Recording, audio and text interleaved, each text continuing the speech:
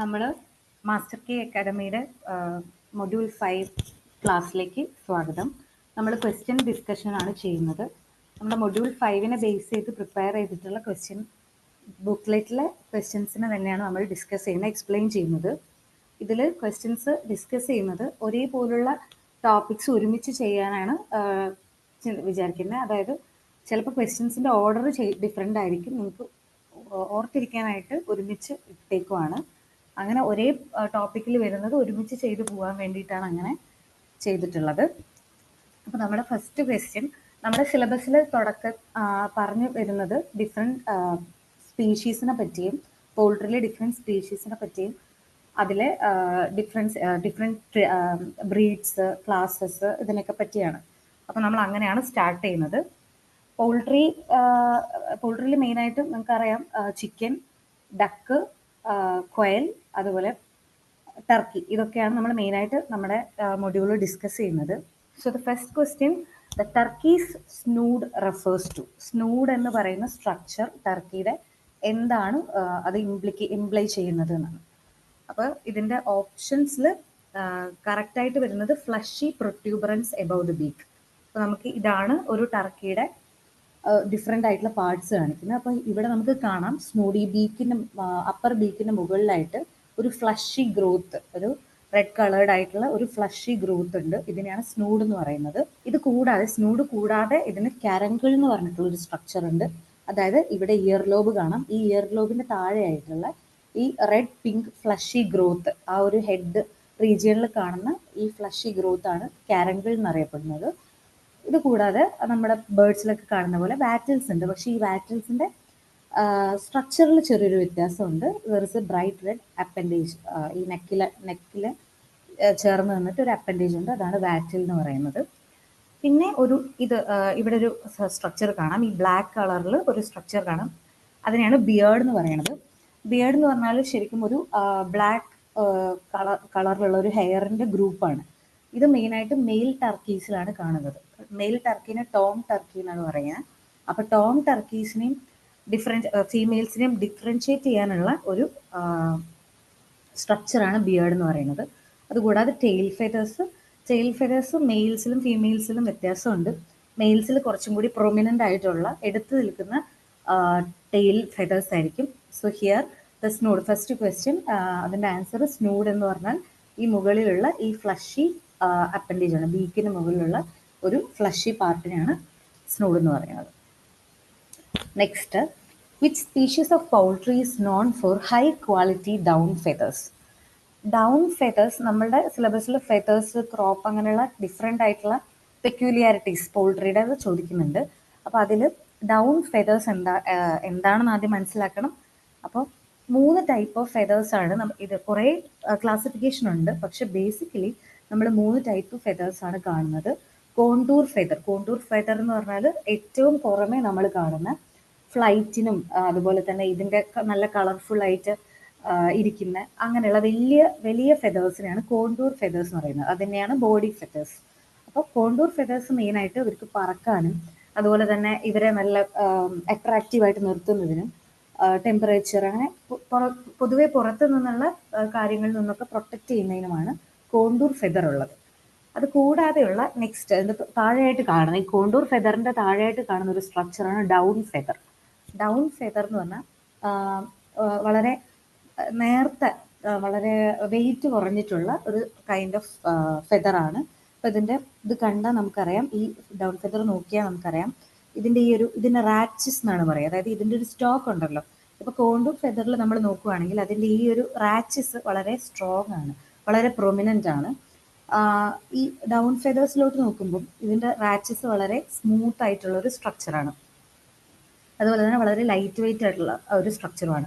ഈ down ഫെതേഴ്സിൻ്റെ main function എന്ന് പറയുന്നത് ഇവരുടെ തെർമോ റെഗുലേഷനാണ്. ബേർഡ്സിനെ ചൂടിൽ നിന്നൊക്കെ, അല്ലെങ്കിൽ അതിൻ്റെ ചൂടാണെങ്കിൽ അല്ലെങ്കിൽ തണുപ്പാണെങ്കിൽ അതിൽ നിന്നൊക്കെ പ്രൊട്ടക്റ്റ് ചെയ്യുന്ന ഇൻസുലേറ്റിംഗ് കപ്പാസിറ്റി ഉള്ള ഫെതേഴ്സിനാണ് ഡൗൺ ഫെതേഴ്സ് എന്ന് പറയുന്നത്. വേറൊരു ടൈപ്പ് ഓഫ് ഫെതറാണ് പ്ലൂംസ് ഉണ്ട്. അതിൽ ചെറിയതുണ്ട്, അതിനെ ഫൈലോ പ്ലൂംസ് എന്ന് പറയുന്നുണ്ട്. ഈ പ്ലൂംസ് എന്ന് പറയുന്നതും ഈ കോണ്ടൂർ ഫെതേഴ്സിൻ്റെ ഏറ്റവും താഴെയായിട്ട് കാണപ്പെടുന്ന സ്ട്രക്ചേഴ്സാണ്. വളരെ ചെറിയ ഫെതേഴ്സാണ്. അവരുടെ മെയിൻ ആയിട്ടുള്ള ഫംഗ്ഷൻ സെൻസറി ഫംഗ്ഷനാണ്. അപ്പോൾ നമുക്ക് വരും ക്വസ്റ്റ്യൻസിലൊക്കെ അത് ഡിസ്കസ് ചെയ്യാം. സോ നമ്മുടെ ക്വസ്റ്റ്യൻ എന്തായിരുന്നു എന്ന് വെച്ചാൽ, ഏത് ബേർഡ്സിലാണ്, ഏത് സ്പീഷീസിലാണ് ഹൈ ക്വാളിറ്റി ഡൗൺ ഫെദേഴ്സ് ഉള്ളത്? അത് അതിൻ്റെ ആൻസർ വരുന്നത് വാട്ടർഫോൾസ്. വാട്ടർഫോൾസ് എന്ന് പറഞ്ഞാൽ വെള്ളത്തിൽ ആയിട്ട് ജീവിക്കുന്ന, വെള്ളത്തിലും കരയിലുമായിട്ട് ജീവിക്കുന്ന, വെള്ളത്തിൽ കൂടുതലായിട്ട് ജീവിക്കുന്ന ബേർഡ്സിലാണ്. അത് ഡക്കാണ് ഇതിൻ്റെ ആൻസർ. ഇതിൽ ഗൂസ് ഓപ്ഷനിലില്ല. ഡക്കിലും ഗൂസിലുമാണ് ഹൈ ക്വാളിറ്റി ഡൗൺ ഫെദേഴ്സ് കാണുന്നത്. അത് വളരെ നല്ല ക്വാളിറ്റി ജാക്കറ്റുകൾ ഉണ്ടാക്കാൻ, അതുപോലെ ഷോൾസ് ഉണ്ടാക്കാനൊക്കെ ആയിട്ട് ഇത് യൂസ് ചെയ്യാറുണ്ട്. അപ്പോൾ ഡക്കാണ് അതിൻ്റെ answer. Which breed of chicken is known for having high body weight and is primarily used in broiler production? അപ്പോൾ ബ്രോയിലർ പ്രൊഡക്ഷൻ, ബ്രോയിലേഴ്സ് എന്ന് പറഞ്ഞാൽ അറിയാമല്ലോ, പെട്ടെന്ന് ഒരു 35-45 ദിവസങ്ങൾക്കുള്ളിൽ തന്നെ വളരെ പെട്ടെന്ന് വളർന്ന് ഒരു മാർക്കറ്റ് വെയിറ്റിൽ എത്തുന്ന ആളുകളെയാണ് നമ്മൾ ബ്രോയിലേഴ്സ് എന്ന് പറയുന്നത്. അപ്പോൾ ബ്രോയിലേഴ്സിൻ്റെ പാരന്റ് സ്റ്റോക്ക് എന്തായിരിക്കണം, അതുപോലെ ജനറ്റിക് സെലക്ഷൻ നടക്കുമ്പോൾ അതുപോലെ എഫിഷ്യൻ്റ് ആയിട്ടുള്ള ആളുകളായിരിക്കണം. അപ്പോൾ കോർണിഷ് പോലുള്ള, കോർണിഷ് ഒരു ഇംഗ്ലീഷ് ക്ലാസ്സിലുള്ള ബേർഡാണ്. കോർണിഷാണ് ബ്രോയിലർ പ്രൊഡക്ഷനിലെ പാരന്റ് സ്റ്റോക്ക് ആയിട്ട് യൂസ് ചെയ്യുന്നത്. അതിൻ്റെ പെക്യൂലിയാരിറ്റി ആയിട്ടുള്ള high muscle gain, muscle weight ഒക്കെയാണ് അതിൻ്റെ റീസൺ ആയിട്ട് പറയുന്നത്.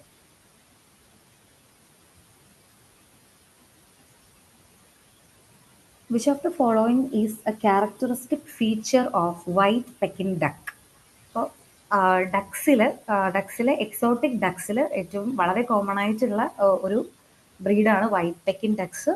വൈറ്റ് പെക്കിൻ ഡക്സ് സ്പെഷ്യലി നമ്മൾ യൂസ് ചെയ്യുന്നത് മീറ്റ് പർപ്പസിനാണ്. അതൊരു മീറ്റ് ടൈപ്പ് ഡക്കാണ്. അതുപോലെ തന്നെ അവരുടെ ഫാസ്റ്റർ ഗ്രോത്ത്, പെട്ടെന്ന് തന്നെ ഗ്രോത്ത് റേറ്റ് വളരെ കൂടുതലാണ്. അതുകൊണ്ടാണ് വൈറ്റ് പെക്കിനെ നമ്മളിതിനു വേണ്ടി യൂസ് ചെയ്യുന്നത്. ഇത് ആദ്യമായിട്ട് ഡൊമസ്റ്റിക്കേറ്റ് ചെയ്ത്, അല്ലെങ്കിൽ ഇവർ ഈ ബ്രീഡ് ഡെവലപ്പ് ചെയ്തിരിക്കുന്നത് ചൈനയിലാണ്. ഇതിൻ്റെ ബ്രീഡിങ് ട്രാക്റ്റ് നമ്മൾ ചിലപ്പോൾ ബേർഡ്സിൻ്റെ അല്ലെ ബ്രീഡ്സിൻ്റെ ഒറിജിൻ ചോദിക്കുന്നതിന് പകരം breeding tract of white Pekin അങ്ങനെ വേണമെങ്കിൽ ചോദ്യം വരാം. അപ്പോൾ ബ്രീഡിങ് ട്രാക്റ്റ് എന്നുള്ളത് കൊണ്ട് ഉദ്ദേശിക്കുന്നത് അത് എവിടെയാണ് ഒറിജിനേറ്റ് ചെയ്തിരിക്കുന്നതാണ്. അപ്പോൾ ചൈനയാണ് വൈറ്റ് പെക്കിൻ്റെ വൈറ്റ് പെക്കിൻ അവിടെ നിന്നാണ് ഒറിജിനേറ്റ് ചെയ്തിരിക്കുന്നത്.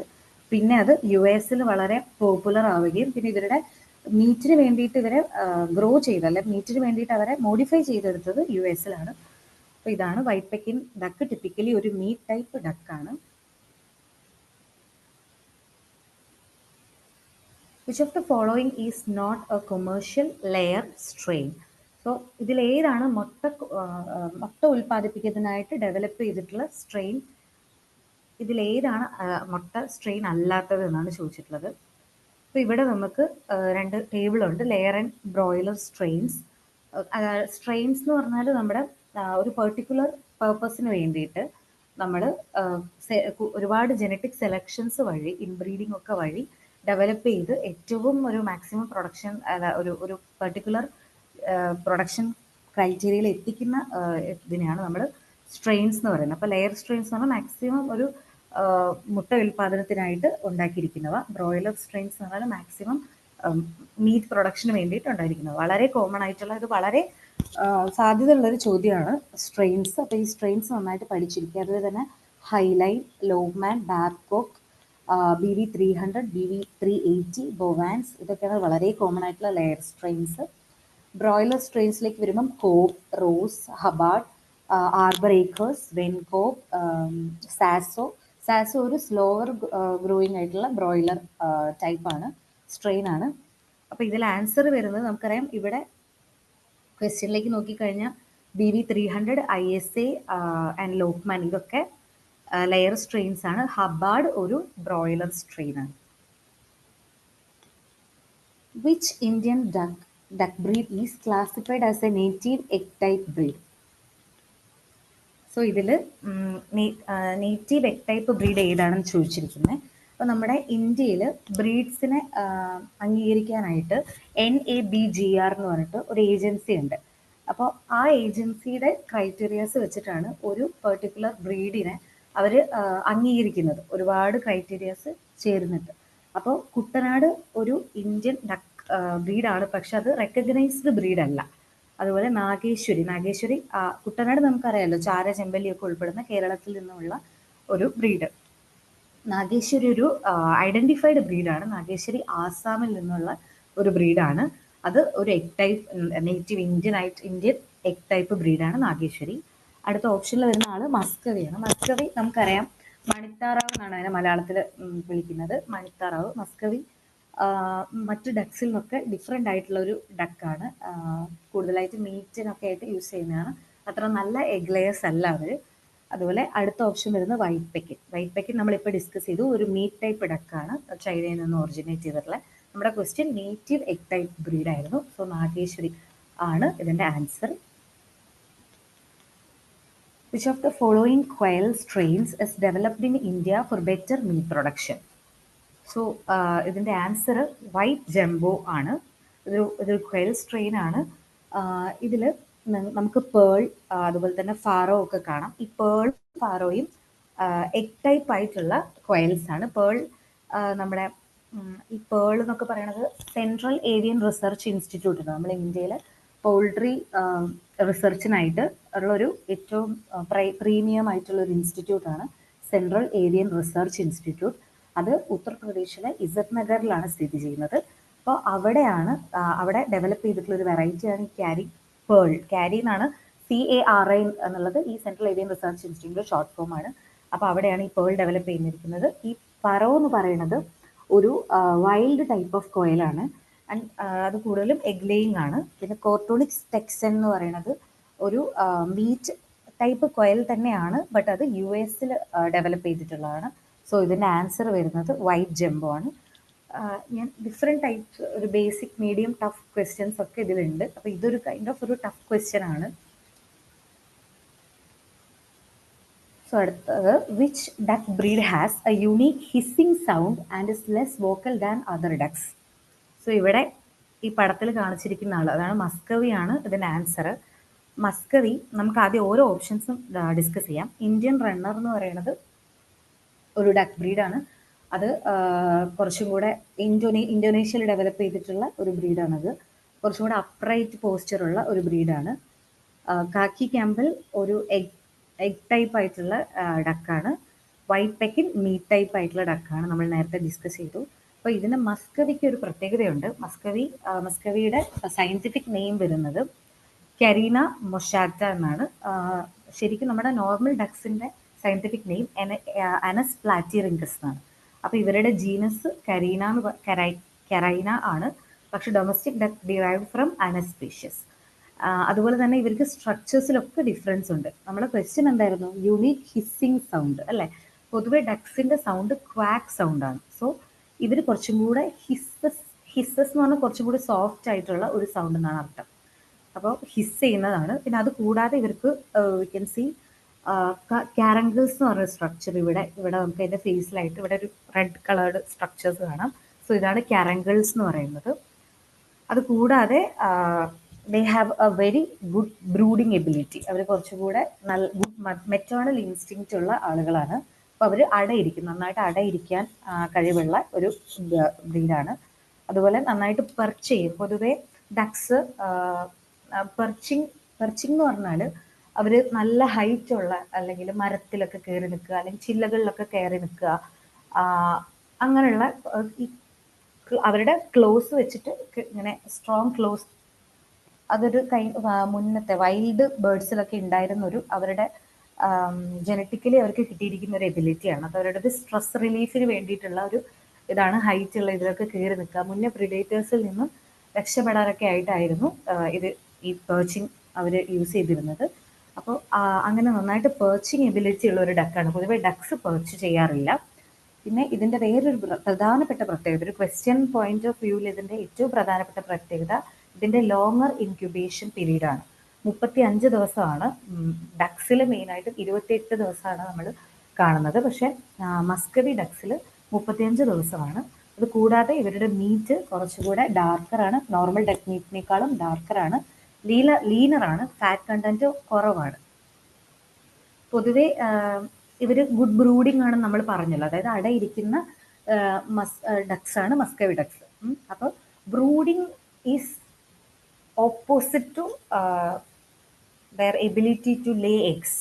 ലേയിങ് കപ്പാസിറ്റിയും ബ്രൂഡിനെസ്സും വളരെ ഓപ്പോസിറ്റ് ആക്ഷൻ, നെഗറ്റീവ്ലി കോറിലേറ്റഡ് ആയിട്ടുള്ള രണ്ട് ട്രൈബ്സ് ആണ്. അതായത് ബ്രൂഡിനെസ് കൂടുന്ന ആളുകൾക്ക് മുട്ടയിടാനുള്ള കഴിവ് കുറവായിരിക്കും. അതുകൊണ്ട് തന്നെ ഇവർ അത്ര നല്ല എഗ് പ്രൊഡ്യൂസേഴ്സ് അല്ല, because of their good brooding ability. അടുത്ത question, which Indian indigenous breed of chicken is characterised by a black skin and meat? So ഇവിടെ നമുക്ക് തന്നിട്ടുള്ള ഓപ്ഷനിൽ, അപ്പോൾ ഈ കടക്കനാഥാണ് ഇതിൻ്റെ ആൻസർ വരുന്നത്. ഇവിടെ നമുക്കുള്ള ഈ ഫസ്റ്റിലെ മൂന്നെണ്ണവും ഇന്ത്യൻ ഇൻഡിജിനസ് ബ്രീഡ്സ് തന്നെയാണ്. വനരാജ ഒരു ഡെവലപ്ഡ് സ്ട്രെയിൻ ആണ്.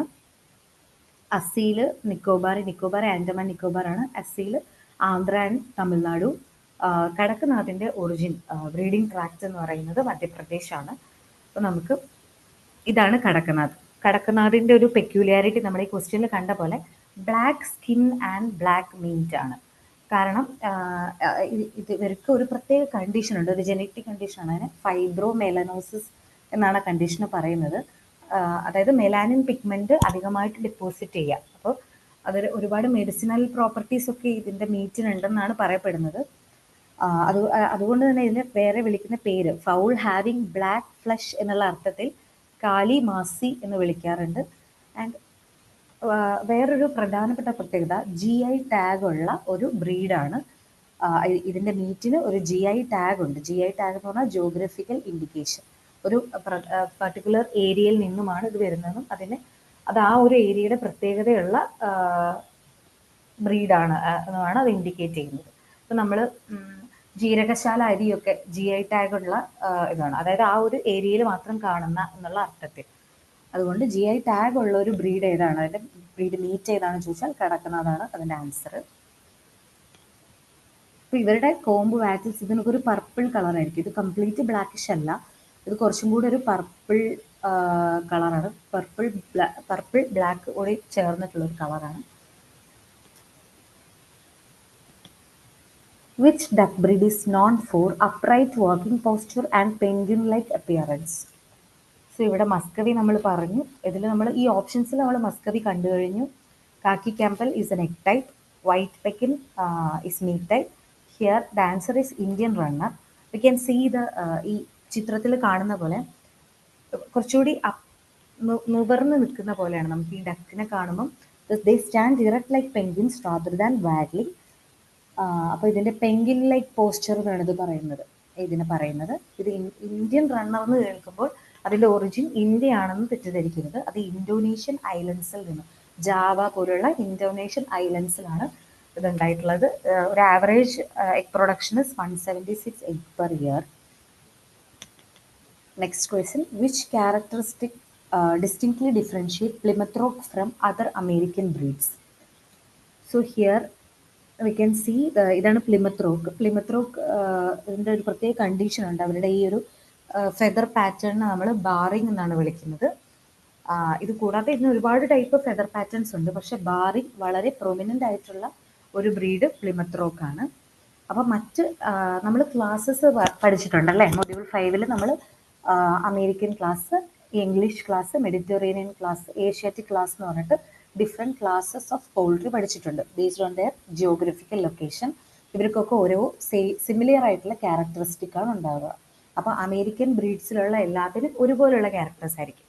അപ്പോൾ അതിലൊരു ഡിഫറെൻറ്റ് പ്ലിമത്ത് റോക്കും അതിൽ നിന്ന് എങ്ങനെയാണ് വ്യത്യാസമായിട്ട് ഇരിക്കുന്നതെന്നാണ് ചോദിക്കുന്നത്. സോ സിംഗിൾ കോംബ് വിത്ത് 5 points, അതാണ് ഇതിൻ്റെ ആൻസർ. ഇവിടെ ഇമേജിൽ നോക്കിയാൽ കാണാം കുറേ കോംബ് ടൈപ്പ് ഉണ്ട്. അതിൽ വളരെ കോമൺ ആയിട്ട് കാണുന്ന കോംബ് ടൈപ്പാണ് സിംഗിൾ കോംബ് ടൈപ്പ്. അതിന് 5 സെറേഷൻസ്, 5 പോയിന്റ്സ് ടിപ്സ് ഇങ്ങനെ കാണാൻ പറ്റും. അതാണ് പ്ലിമത്ത് റോക്കിനെ മറ്റ് അമേരിക്കൻ ബ്രീഡ്സിൽ നിന്നും വേർതിരിക്കുന്നത്. Which breed has greenish sheen on its black plumage and lays light brown egg in large numbers? So here the answer is Australorp. ഇതാണ് ഓസ്ട്രോലോപ്പ്. അപ്പോൾ നമ്മൾ ചോദ്യത്തിൽ എന്താ ചോദിച്ചിരിക്കുന്നത്? ഗ്രീനിഷ് ഷീൻ ഓൺ ബ്ലാക്ക് പ്ലുമേജ് അല്ലേ. ഇത് കറുത്ത ഫെദർ പ്ലുമേജിൽ ഒരു ഗ്രീനിഷ് ടിഞ്ച്, ഒരു പച്ച ഷീൻ നമുക്ക് കാണാൻ പറ്റും. അതാണ് ഓസ്ട്രോലോപ്പിൻ്റെ ഒരു പെക്യുലിയർ കളറാണിത്.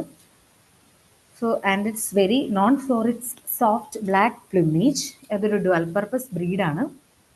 മറ്റ് ഓപ്ഷൻസിലേക്ക് നോക്കുമ്പോൾ മൈനോർക്ക എന്ന് പറഞ്ഞൊരു ബ്രീഡുണ്ട്. അത് മെഡിറ്ററേനിയൻ ക്ലാസ്സിലെ ബ്രീഡാണ്. മൈനോർക്കയ്ക്കും ഇതുപോലൊരു കളർ തന്നെയാണ്. പക്ഷേ ഇവിടെ എന്താണ് നമ്മളെ ക്വസ്റ്റ്യനിൽ ഒരു ഡിഫറൻസ് ഉണ്ട്. Lays light brown colour egg in large number. ഈ ബ്രൗൺ എഗ് ഒരു ഓസ്ട്രലോപ്പ് ന്റെ പ്രത്യേകതയാണ്. മൈനോർക്ക ഒരു മെഡിറ്ററേനിയൻ ക്ലാസ് ആയതുകൊണ്ട് തന്നെ അവർക്ക് വെള്ള നിറത്തിലുള്ള മുട്ടയാണ്. മെഡിറ്ററേനിയൻ ക്ലാസിന്റെ പ്രത്യേകതയാണ് അവർ വൈറ്റ് ഷെൽഡ് എഗ്ഗ്, വെള്ള ഷെല്ലുള്ള എഗ്ഗ്, വൈറ്റ് ഷെൽഡ് എഗ്ഗാണ് പ്രൊഡ്യൂസ് ചെയ്യുന്നത്. ബ്രൗൺ ഷെൽഡ് എഗ്ഗ് പ്രൊഡ്യൂസ് ചെയ്യുന്നവരാണ് ബാക്കി എല്ലാവരും. ഇവ മൈനോർക്ക അല്ല. അപ്പോൾ നമ്മൾ ക്വസ്റ്റ്യൻസിന് ഇത് എക്സ്ക്ലൂഡ് ചെയ്യാൻ പറ്റും. ഇവർ രണ്ടുമാണ് പച്ച കളർ, പച്ച ഷീൻ ഇൻ ബ്ലാക്ക് എന്നുള്ള ഒരു ക്യാരക്ടർ ഫില്ല് ചെയ്യുന്നത്. അപ്പോൾ ഓസ്ട്രലോപ്പാണ് ഇതിൻ്റെ ആൻസർ. കൊച്ചിൻ ഒരു ഏഷ്യാറ്റിക് ബ്രീഡാണ്. അസീൽ ഒരു ഇൻഡിജിനസ് ഇന്ത്യൻ ബ്രീഡാണ്. Which indigenous breed is known for its fighting ability and broad, heavily muscled structure? വളരെ ഒരു പന്തയ കോഴിയായിട്ട് ഉപയോഗിക്കുന്ന വളരെ ഫേമസ് ആയിട്ടുള്ള ഒരു ബ്രീഡാണ് അസീൽ. അസീലിൻ്റെ പ്രത്യേകത അതിൻ്റെ ഒരു പോസ്ചറാണ്. നമുക്കിത് കണ്ടാൽ മനസ്സിലാവും കുറച്ചുകൂടി ഒരു അപ്രൈറ്റ് ആണ്. അതുപോലെ നല്ല അങ്കവാൽ എന്ന് പറയില്ല, നമ്മൾ അങ്കവാലൊക്കെയുള്ള ഒരു മജസ്റ്റിക് ഗെയിറ്റ്. ഇവർ പ്രത്യേക രീതിയിലാണ് നടക്കുക. അതിൻ്റെ നെക്ക് വളരെ സ്റ്റേബിൾ ആയിട്ട് നിൽക്കുകയും ബോഡി ഇങ്ങനെ അനങ്ങുകയും ചെയ്യുന്ന ഒരു പ്രത്യേക ഗെയിറ്റ് ഉണ്ട്. ഗെയിറ്റ് എന്ന് പറയുന്നത് ഒരു ആനിമൽ, ഒരു ബേർഡ് മൂവ് ചെയ്യുന്ന രീതി, ഒരു മൂവ് ചെയ്യുന്ന പാറ്റേണിനെയാണ് ഗെയിറ്റ് എന്ന് പറയുന്നത്. അപ്പോൾ bird with a majestic gait എന്നറിയപ്പെടുന്നതും ഈ അസീൽ തന്നെയാണ്. ഇവർ പന്തയ കോഴികളായിട്ട് ഉപയോഗിക്കാറുണ്ട് because of their strong body with broad breast and muscle thighs. അവർ നല്ല തൈസ്, അവരുടെ മസിൽ ഭയങ്കര മസിലൊക്കെയുള്ള സ്ട്രക്ചറാണ്. ആൻഡ് അത് നല്ല സ്റ്റാമിനയുള്ള ബേർഡാണ്. അതുകൊണ്ട് തന്നെ പന്തയത്തിന് ഉപയോഗിക്കാറുണ്ട്. വളരെ കോമൺ ആയിട്ട് ചോദിക്കുന്ന ഒരു ചോദ്യമാണ് പീ കോംബ്. അസീലിന് പീ കോംബാണെന്നുള്ളത് വളരെ ചോദ്യങ്ങൾ ആവർത്തിച്ച് കണ്ടിട്ടുള്ളതാണ്. അപ്പോൾ pea comb is a peculiarity of Aseel. അപ്പോൾ അസീലിനെ പറ്റി ചോദിക്കാനുള്ള മാക്സിമം ചോദ്യങ്ങൾ മജസ്റ്റിക് ഗെയിറ്റ്, പീ കോംബ്, അതിൻ്റെ ഒറിജിൻ ആന്ധ്രാപ്രദേശും Tamil Nadu, and their stamina and game purpose, Indian game എന്നറിയപ്പെടാറുണ്ട്. അസീൽ എന്ന് പറഞ്ഞ വാക്കിൻ്റെ അർത്ഥം പ്യുവർ എന്നുള്ള അർത്ഥമാണെന്നാണ് പറയുന്നത്. അപ്പോൾ അതും ഓർത്തിരിക്കുക. ഇത്രയാണ് അസീൽ പറയാനുള്ളത്. ബാക്കി ഓപ്ഷൻസ് നോക്കുമ്പോൾ കടക്കനാഥ് നമ്മളിപ്പോൾ പറഞ്ഞു, കാലാമാസി പറഞ്ഞു, black meat and black flesh. Here ബേഴ്സ ഒരു ഇന്ത്യൻ ബ്രീഡാണ്. ആൻഡ് ചിറ്റഗോങ് ഓൾസോ ഒരു ഇന്ത്യൻ. ഇതൊക്കെ ഇന്ത്യൻ ബ്രീഡ്സ് തന്നെയാണ് with different breeding tract. Which of the following features is unique to the frizzle breed of chicken? Frizzle breed വളരെ ഭംഗിയുള്ള ഒരു ornamental ബേർഡിനെ പോലെ തോന്നുന്ന ബ്രീഡാണ് ഫ്രിസിൽ ബ്രീഡ്. അപ്പോൾ ഇതിൻ്റെ ഫെദേഴ്സ് കണ്ടാൽ അറിയാം അല്ലേ? ഫെദേഴ്സ് നോക്കൂ, ഇങ്ങനെ അപ്വേർഡായിട്ട് മുകളിലേക്ക് ഇങ്ങനെ കേൾ ചെയ്തിരിക്കുന്നതായിട്ട് കാണാൻ പറ്റും. സോ ഇവിടെ നമ്മുടെ ഓപ്ഷൻസിൽ ഫ്രിസിൽ ബ്രീഡിൻ്റെ യൂണീക്ക് ഫീച്ചർ എന്താണെന്നാണ് ചോദിച്ചിരിക്കുന്നത്. That is upward curling of feathers. Here we can see. ഇപ്പോൾ ബാക്കിയെല്ലാം വളരെ കോമൺ ആയിട്ടുള്ള ഫീച്ചേഴ്സാണ്. ബാക്കി ഡിഫറെൻറ്റ് ബേർഡ്സ് നമ്മൾ കോമൺ ആയിട്ട് കാണുന്ന ഫീച്ചേഴ്സാണ്. അപ്പോൾ ഈ അപ്വേർഡ് കേളിംഗ് ആണ് ഫ്രിസിലിനെ ഒരു പെക്യുലർ ആക്കുന്നത്. അത് കൂടാതെ ഈ ഒരു കണ്ടീഷൻ എങ്ങനെയാണ് അതിന് വരുന്നത് എന്നുള്ളത്, അതൊരു ഇൻകംപ്ലീറ്റ് ഡോമിനൻറ്റ് ജീനാണ്. എഫ് എന്ന് പറഞ്ഞിട്ടുള്ള ഒരു ഇൻകംപ്ലീറ്റ് ഡോമിനൻറ്റ് ജീനാണ് ഈ അപ്വേർഡ് കേളിങ്ങിന് കാരണം. സോ അതിലെ ഹെട്രോസൈഗസ് എന്ന് പറഞ്ഞാൽ രണ്ട്, homozygous is FF, capital F, and the recessive one, that the dominant one is the FF, and the recessive one is small f. So ഇതിൻ്റെ രണ്ടിനെയും കൂടി മിക്സ് ആയിട്ടുള്ള ഹെട്രോസൈഗോട്ടിനാണ് ഫ്രിസ്ലിംഗ് കാണിക്കുന്നത്. സോ ഇവരുടെ ഒരു പ്രത്യേകത എന്താണെന്ന് വെച്ചാൽ they have a better heat dissipation hot ക്ലൈമറ്റിൽ. വളരെ ഹീറ്റ് സ്ട്രെസ്സിന് വളരെ ടോളറൻ്റ് ആയിട്ടുള്ള ഒരു ബ്രീഡാണ് ഫ്രിസിൽഡ്. അടുത്ത question, which breed developed at ICAR Directorate of Poultry Research, Hyderabad, is known for laying brown egg and predator evasion ability? താഴെ പറയുന്നതിൽ ICAR DPR ഹൈദരാബാദിൽ നിന്നും ഉണ്ടാക്കിയിരിക്കുന്ന ബ്രൗൺ എഗ്ഗ് പ്രൊഡ്യൂസ് ചെയ്യുന്ന ബ്രീഡ് ഏതാണെന്നാണ് ചോദിച്ചിരിക്കുന്നത്. ഇതിൻ്റെ ആൻസർ വനരാജയാണ്. ബാക്കി എല്ലാം ഇതുപോലെ തന്നെ വ്യത്യസ്തമായിട്ടുള്ള ഇൻസ്റ്റിറ്റ്യൂട്ടുകളിൽ ഡെവലപ്പ് ചെയ്തിരിക്കുന്നത് തന്നെയാണ്. അപ്പോൾ അതിൻ്റെ ഒരു ലിസ്റ്റ് നമ്മൾ അടുത്ത ക്വസ്റ്റ്യനിൽ പറയുന്നുണ്ട്. അതിൻ്റെ ഒരു ലിസ്റ്റാണ് നിങ്ങൾ കാണുന്നത്. Coloured chicken varieties for backyard farming.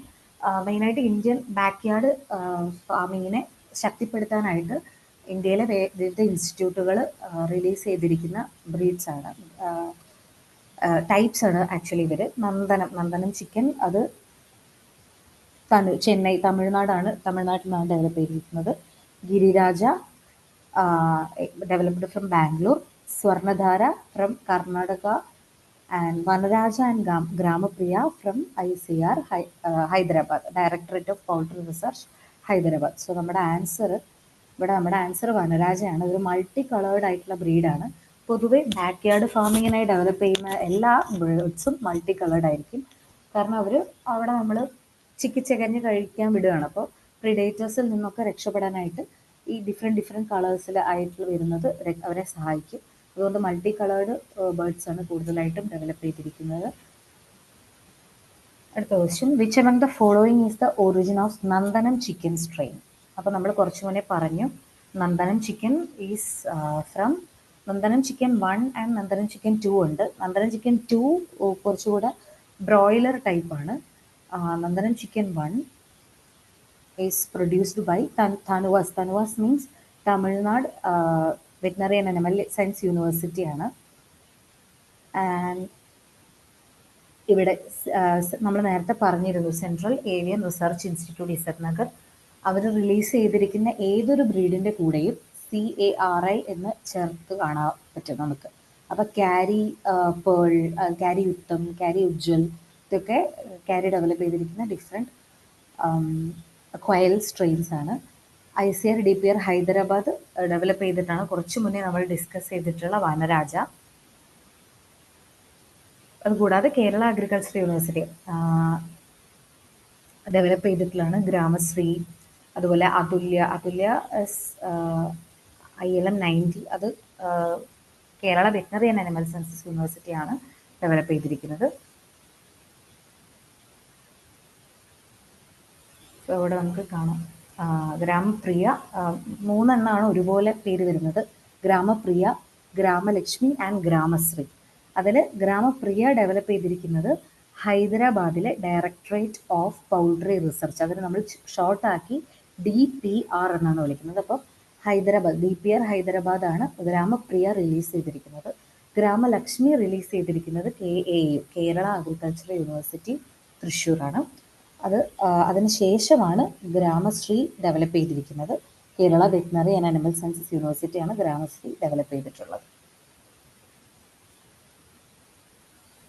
അടുത്ത ചോദ്യം, which among the following is a breed belonging to the English class of poultry? അപ്പോൾ നമുക്കറിയാം നമ്മൾ 4 ക്ലാസ്സസ് ഉണ്ടെന്ന് പഠിച്ചിട്ടുണ്ട്. അപ്പോൾ ഇംഗ്ലീഷ് ക്ലാസ് ആണ് ചോദിച്ചത് അല്ലേ? അപ്പോൾ നമ്മളുടെ ഇതിൽ ആൻസർ വരുന്നത് കോർണിഷ് ആണ്. Cornish is coming under English class. English ക്ലാസ്സിലുള്ള എല്ലാ ബേർഡ്സും they are developed in United Kingdom.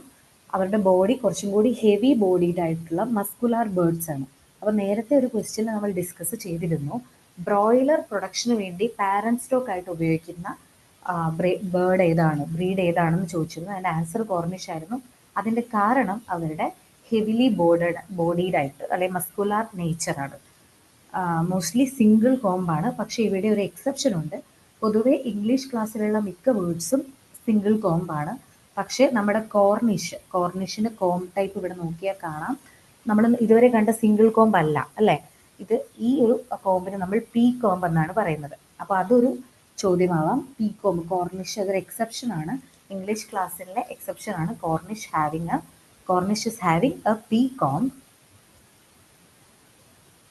അവരുടെ shell colour, egg colour brown ഷെൽഡാണ്. പിന്നെ ഇത് ഹെവി ബോഡീഡ് ആയതുകൊണ്ടും മസ്കുലാർ ബേർഡ്സ് ആയതുകൊണ്ടും കുറച്ചും കൂടെ ബ്രോയിലർ മീറ്റ് പർപ്പസിനാണ് കൂടുതലായിട്ട് ഉപയോഗിക്കുന്നത്. Egg colour is brown shell. Examples are Sussex, Orpington, Australorp and Dorking. ഇവിടെ ഒരു കാര്യം പറയാനുള്ളത്, ഈ ഷെല്ലിൻ്റെ കളറിനെ പറ്റിയാണ്. അപ്പോൾ നമ്മുടെ ബേർഡ്സിൻ്റെ ഇയർ ലോബ് നമ്മുടെ അവരുടെ കണ്ണിൻ്റെ പുറകിലായിട്ട്, നമുക്ക് കണ്ണിൻ്റെ പുറകിൽ ആയിട്ട് ഒരു വൈറ്റ് അല്ലെങ്കിൽ റെഡ് കളറിലായിട്ട് നമുക്ക് ഇയർ ലോബ് കാണാൻ പറ്റും. ഈ ഇയർ ലോബിൻ്റെ കളറിനെ ബേസ് ചെയ്തിട്ട് നമുക്കിതിൻ്റെ എക്സെല്ലിൻ്റെ കളർ പറയാൻ പറ്റും. ഇപ്പോൾ ആ ഇയർ ലോബ് റെഡ് കളറിലാണ് കാണുന്നതെങ്കിൽ അത് ബ്രൗൺ ഷെല്ലുള്ള എഗ് ആയിരിക്കും ആ ബേർഡ് ലേ ചെയ്യുന്നത്. അപ്പോൾ പൊതുവേ നമ്മൾ പഠിച്ചിട്ടുള്ള മെഡിറ്ററേനിയൻ ക്ലാസ് മാത്രമാണ് വൈറ്റ് ഷെൽഡ് എഗ്ഗ് പ്രൊഡ്യൂസ് ചെയ്യുന്നത്. അതിൻ്റെ അർത്ഥം മെഡിറ്ററേനിയൻ ക്ലാസ്സിലാണ് ക്ലാസ്സിലുള്ള എല്ലാ ബേർഡ്സിനും വൈറ്റ് ഇയർ ലോബാണ് ഉള്ളത് എന്നാണ്.